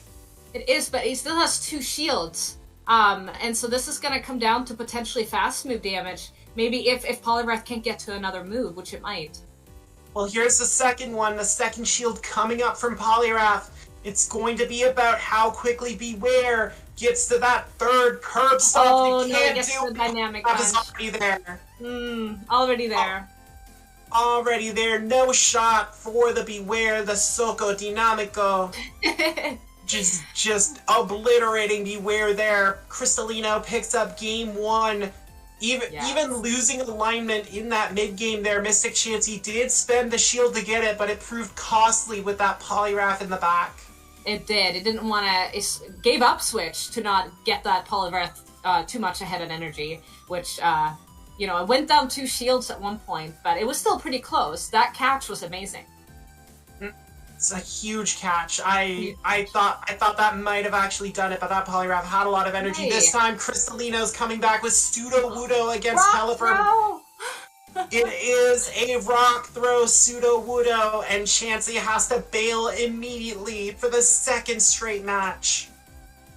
Man, those not winning those leads there is proving to be a little costly, but this is a good matchup here for for Crystalino with the Poliwrath against the Drapion. Because this Drapion is not running Sludge Bomb, correct? So then all the moves are resisted by the Poliwrath. Aguacauda and Mastigada on this Drapion from Brazil. And it's just going to go down to the Dynamic Punch. I like what Chansey's doing here. Just let Drapion take the hit, come in with Pelipper, just try and get a lot of farm. Or Milotic, just get farm on one of your water Pokemon and just try and punish that Pseudo Wudo when it comes in. It is Pelipper, that is the call. I like this play, Mama. If Mystic Chansey can get the energy going on Pelipper, it's going to be very tough for Crystalino to deal with. That's right. The Pelipper does not appreciate the rock throws, but Pseudo does not appreciate those water weather balls that are about to get thrown at its face here. Yeah, see, Pelipper can't get rid of Poliwrath, though, before this second Dynamic Punch comes through. It is unshielded. Poliwrath goes down, but did a ton of damage. And now, Pelipper just gonna unload on Pseudo Wudo. It has to try and unload them quickly. It's not shielded! And Pseudo goes down! So we are gonna have a 2-shield Milotic and a 2-shield Drapion. Who wins this matchup? Oh, this is tough. Drapion is taking so much damage from those Dragon Tails. This is a matchup we've seen a lot today, Mamaclimbs. Yeah. And still no shield there from Mystic Chansey, trying to see if the Crunch debuff comes through. Drapion does not have that option, so it is shielding Surfs immediately here. And these poison stings from the Drapion are not doing much damage, so Drapion has to rely on getting these charge moves to connect, whereas Milotic can just shield and get those Dragon Tails slowly chunking away at the Drapion. And we saw Crystalino with the bait, with the Agua Calda there, and and Milotic will draw the final shield with the Surf. It's going to be a race. Drapion needs 2 moves to deal with Milotic. That Pelipper is still lurking in the back for Mystic Chansey as well. Here comes the first crunch. It is unshielded by Milotic. Do we still have a Weather Ball here in the back? I believe that's why, because there is the Weather Ball on Pelipper. Mystic Chansey knows exactly the scenario they have. And Drapion is just going to eat it. Climate change taking out Drapion. And Mystic Chansey gets the point, this time rebounding well from a difficult lead. Using that Drapion Milotic core in the back. And that farm that Pelipper got on Poliwrath, so huge. And just a really nice display of what you can do even if you lose that lead matchup. Getting all that energy in the mid-game proves to be very important in Architect Cup matches. It's huge. It's huge. Getting that farm done, even the Poliwrath was able to deploy like 2 dynamic punches, taking the Pelipper down to the red. It was still so good use of energy. Malamar in Game 3, Crystalino going to the Squid Game. Pelipper does not like to take foul plays very much. I know this for a fact. Actually going for the Weather Ball 1 early, and Crystalino counting correctly. No shields this Weather Ball. Yeah, no need to shield this Weather Ball. These foul plays are about to get deployed here, which, as you already mentioned, the Glassy Pelipper does not enjoy. It can only take another, well, it can take 1, but it can't take 2. And we see a switch out.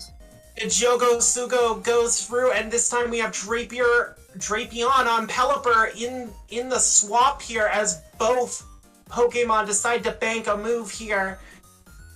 Drapion takes the Weather Ball like a champ. That's kind of what you do with Malamar, is you bank the moves, you bank the superpower, you bank the foul play for deployment later. Pelipper's gonna throw up the shield on the crunch here, trying to maintain the energy level parity here. But Drapion wins CMP against Pelipper. Interesting, yeah. And this Shadow Crunch is gonna do a lot to this Pelipper. I don't know if it can wing attack down. Oh yeah, I guess the wing attack down. Is able to wing attack down. Yeah, that's what I thought. I'm like, I think Pelipper wins CMP. But yeah, I thought it fired. It might have been a refund, but it might have been a refund. Yeah, that's true. But yeah, now going to try and dispatch its counterpart on Mystic Chansey's side with this Weather Ball. Mystic Chansey, no shielding, and survives the Weather Ball there, is able to throw its own to try and get rid of Pelipper and get rid of that extra energy, Mama. Yeah, I like this. Getting rid of the Pelipper is great, but now we might get to see a farm down here from, what do you think that, we're looking at an immediate switch out here. Yeah, Malamar into Milotic. Instantly bringing in Milotic to prevent that from happening. Malamar going for the superpower here, and it is shielded by Milotic. Big shield there as Malamar has to dip, and in comes Poliwrath. We have a bit of lag, letting us catch up. I appreciate that, Niantic. Thank you for letting us catch up. And now we have this water type versus water type. These dynamic punches. This first dynamic punch does go shielded, and now Mystic Chansey are out of shields. Yeah, Mystic Chansey has to try and get to the Hyper Beam to try and pull that final shield away from Poliwrath, and now this dynamic punch, the Soko Dynamico, going to hit Milotic for a huge chunk of damage. Milotic's at the Hyper Beam, but no shield from Crystalino. That is a big call there. A huge call. But now it is in surf range, so this final shield is going to have to come up again. No shielded. Letting it go. Putting it all on the backs of this Malamar here. This squid in the back might be able to farm down the Pelipper, and we saw Chansey try and catch the move on Pelipper, but Crystalino wasn't gonna throw it, and this superpower is going to do its job as Mystic Chansey loses the Squid Game, and Crystalino keeps Mato Grosso alive with a 2-1 victory in the set. It is now 23-19 for Brazil A. Chansey got them 1 point closer, Mama. A 2-1 victory in this next set will end it, but Cristalino, very nice play with the squid there to keep Mato Grosso alive. Great patience shown by Cristalino, just like farming down that Pelipper, awaiting that catch and getting that superpower off to take out the Milotic. Great display of patience there. And you have to wonder if the catch move may not have been necessary for Mystic Chansey, just trying to force the Malamar to debuff itself with the superpower, and then trying to get a fast move in that way. But it played out the way it did. No Moth, but Malamar asserting itself. Yes, we see the squid come out and putting in work for sure. Great to see. Well, Brazil A is still 2 points away from victory, and we will move to our next set to see if they can get it here. And we have Mystic Chansey against Burnham. And we see that Licky reappear with Muck, two Pokemon we haven't seen a lot of actually today. I have to actually wait for my stream to catch up to actually remember Brunham's team, because I do remember watching that Licky and just being like, what is it doing here? What is it doing here? So we have Licky, we have Sudowoodo, we have Shadow Gyarados, Shadow Muck, Kanto Muck, and the Squid, we see another Malamar, and Lapras. Yeah, I'm trying to catch up to the actual stream chat. This is what happens when Discord just decides to, be garbage on me. That's what I do. So yeah, we have it up here. There are more targets now for that Venomoth against Brunham's side. Absolutely. But I loved Malamar and Architect. It was my MVP throughout the month, and Skuntank, which we have not seen today, which disappoints me a little bit. Maybe France against Italy will feed my need for some skunk action. But Skuntank has been good too in this meta, for sure. Yeah, I really like Malamar's play against Mystic Chansey's lineup. I think we saw it from Cristalino there, and I think Brunham's gonna ride a similar train. I think Malamar lead. I think you can go double water in the back. I think you can go Muck as a safe swap. I was gonna say Muck is looking pretty freaking good. I mean, Drapion and maybe Shadow Venomoth is probably the two hardest treks to that Muck, but the other Pokemon Shadow Muck will do really well against. Brazil A needs 2 points to take this one away from Mato Grosso. Oh my gosh, so exciting. Well, let's see what we can do. I am riding along with Twitch now because Discord is being garbage. Okay, so we have Beware into Shadow Muck. This is a pretty good lead for Shadow Muck, I would say, since I guess it's not running counter. But the Shadow Claws are neutral, the Poison Jabs are neutral, but it's going to add up against that not so tanky Beware. But it's throwing stomps against this Shadow Muck here. Yeah, Beware just able to outpace Muck there. Those Thunder Punches are not very threatening, and Drapion is going to eat one in Beware's place in I don't know if that was a catch from Mystic Chansey, but it worked out. Drapion takes it instead, and in comes Shadow Gyarados with that Dragon Tail from Mato Grosso. That is correct. And we see the Crunch getting shielded by the Shadow Drapion, or by the Gyarados. Shadow Drapion cannot get another move off there, get the farm down for the Gyarados. But now, Burnham has no more shields, and Mystic Chansey has 2 shields. Yeah, very, very all-in strategy here from Burnham early on. A stark departure from the strategy we've seen a lot in this matchup. A lot of battlers choosing to hold shields. Burnham just getting them out of the way. Yeah. Gyarados able to tank that stomp, and now goes for the Aqua Tail on Beware, and it's not shielded. It is not. And then we see the farm down for Milotic just dragon tailing that Gyarados down. We have Milotic with 2 shields. That is a dangerous place for anyone to be in. This Sudowoodo has no shields to hide behind, and this Surf is going to connect. Yeah, and that rock throw pseudo not really able to pressure it with charge moves. Just with how slowly rock throw builds up, the Surf takes a massive bite out of the pseudo. We see Brunom trying to get Muck in there with that Thunder Punch. It does get in there, and this will finally draw a shield for Mystic Chansey. Shield, but now we have Shadow Poison jabs against this Milotic, and we've already established how when fast move pressure is a thing, shields don't matter. Fast moves do not care about shields. But Milotic does get to that Surf, which takes out the Muck and Dragon Tails down the Sudowoodo for the win. Yeah, very, very clinical sweep there from Mystic Chansey, just putting the 2 shields on Milotic, letting the Dragon Tails do the work, and Brunom just committing those shields early, did not have the defenses to deal with Milotic in the back, so Brazil leads Mato Grosso 24-19. Next point will clinch it for Brazil A, and Mystic Chansey going to look to finish this off. We have Beware into Lapras. Obviously, Lapras does not want to take a superpower to the face, but it gets to those serves so quickly with Ice Shard, and Beware has to eventually...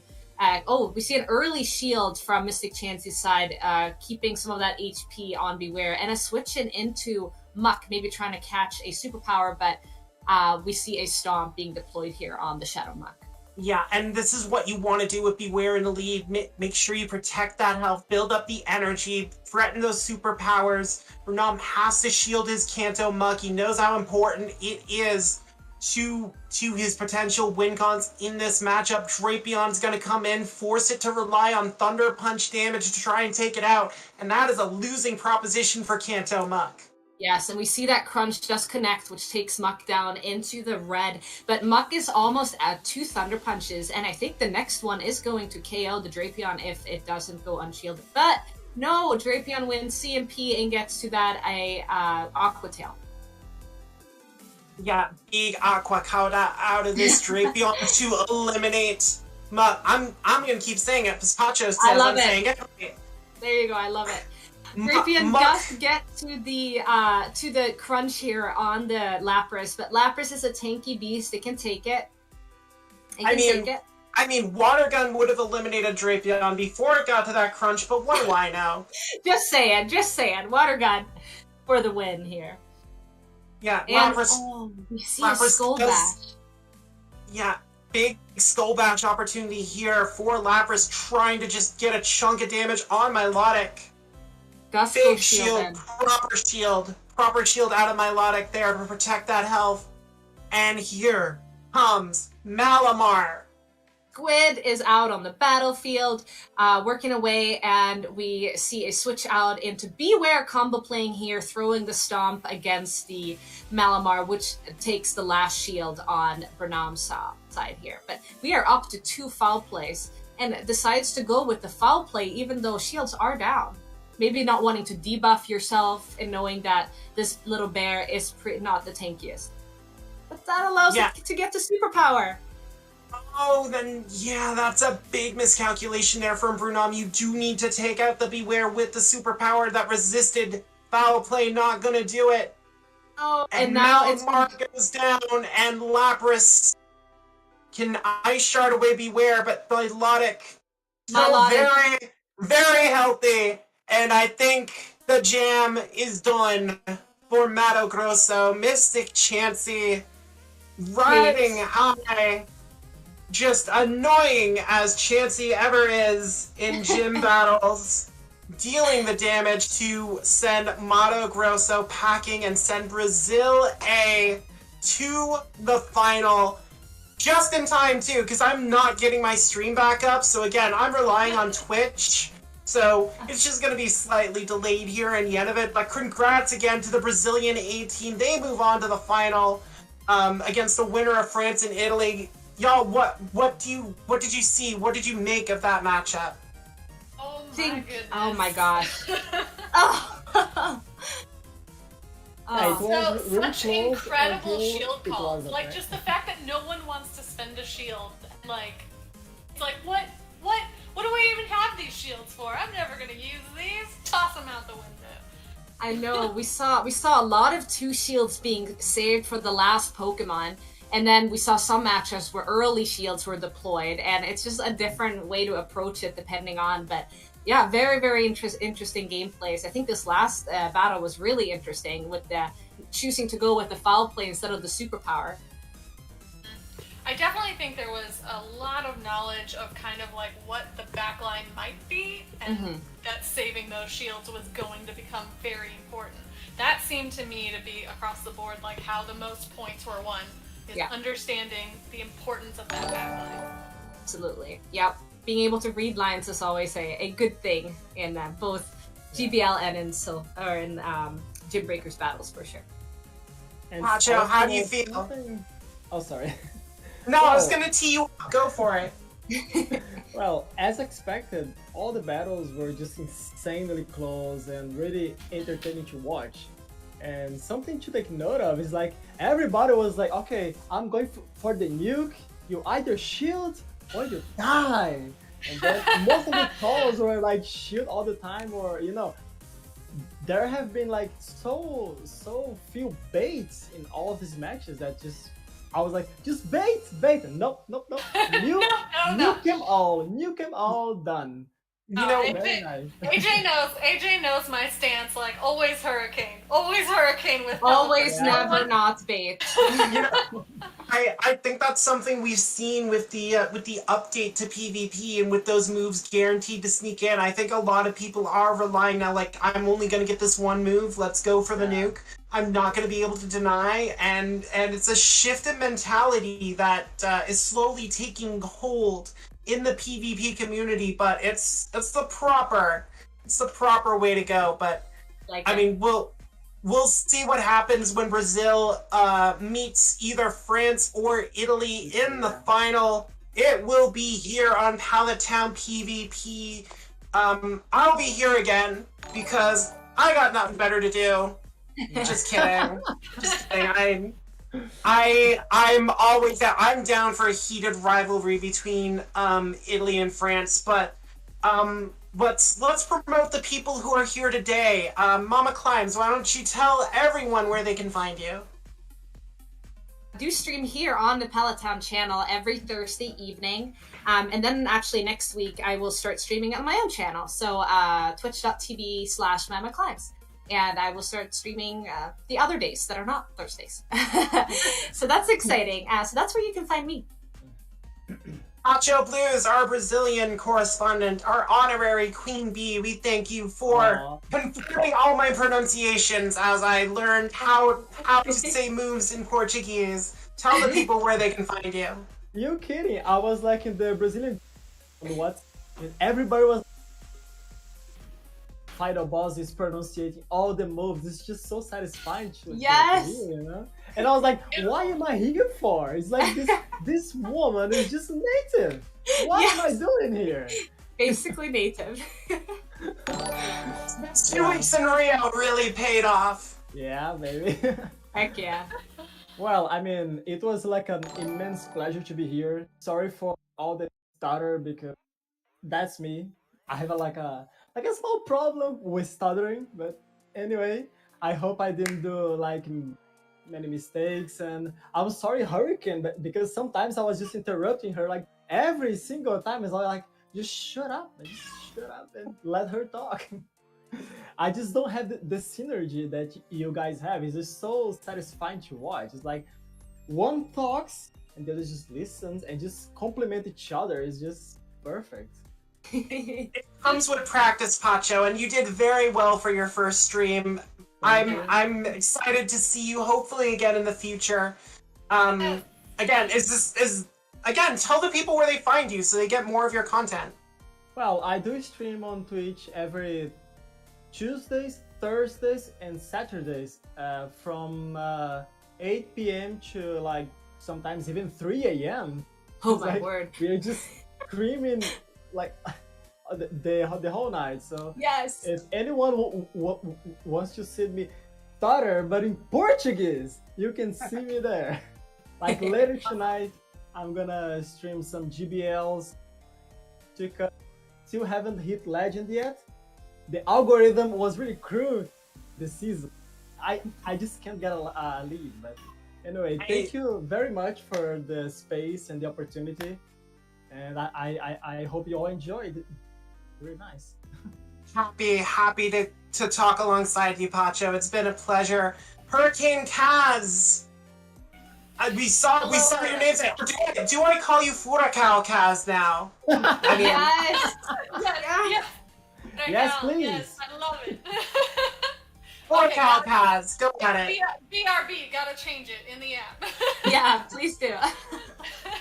Well, I'm notoriously not really active on social media, but as mentioned previously, I am a member of the Queen Bees faction team with AJ and Mamaclimbs, and we do have a Twitter as a team, Nice. which I think you can follow at the Queen Bees, right? I think it's Team Queen Bees is Queen our Bees. name. At Team Queen Bees on Twitter. And you can follow our shenanigans there as we try and maintain our stay in iron tier, which has been really exciting so far. So I had an absolute blast today streaming with you, Pacho. Very, very fun. Happy to be paired with you again next time. You too. Pleasure. All right. Save myself for last because I'm just gonna, go off and list all the titles I picked up in Gymbreakers the past month just from my destruction of Mexico and France and being okay against Turkey. But all right, we're not gonna talk about that. Anyway, if you need more of me, I will be back here the same time tomorrow calling France against Italy on Pallet PvP. If you need me outside of Gymbreakers, I do stream on Twitch at Final Boss AJ. There is no schedule because my life, it does not have a schedule. So it's just basically whenever I'm like, I have a couple hours, I can go do my GBL sets. I'm working on trying to get it a little more regular, but it's mostly just like, are my friends streaming? Yes. Then I'm not streaming. Is no one else streaming? Cool. I can probably bang these out in a couple hours. So just follow me at Final Boss AJ and you'll get notified when I do stream and you get to enjoy more of me. Or you get to yell at me. Whatever you want to do. I cannot control you. Also, you can find me on Twitter at @A_J_Andrews. The underscores are there because Twitter is dumb and I can't change it without losing my blue check mark. And I value that thin little bit of authority that I have on Twitter. We're gonna raid Arrow. Arrow was in the Mazer tournament this morning. I am in awe of his stamina. I lasted 2 rounds before I'm like, nope, I'm gonna go to sleep. Anyway, it's been a pleasure. Thank you all for joining. Hopefully we'll see you tomorrow. And thank you to our editor, Matthew Breaker, for handling all the behind-the-scenes stuff. You legend, you. And Thank you. yeah. Thank you so much, everyone. This was great. Have a good night, y'all. Bye, guys.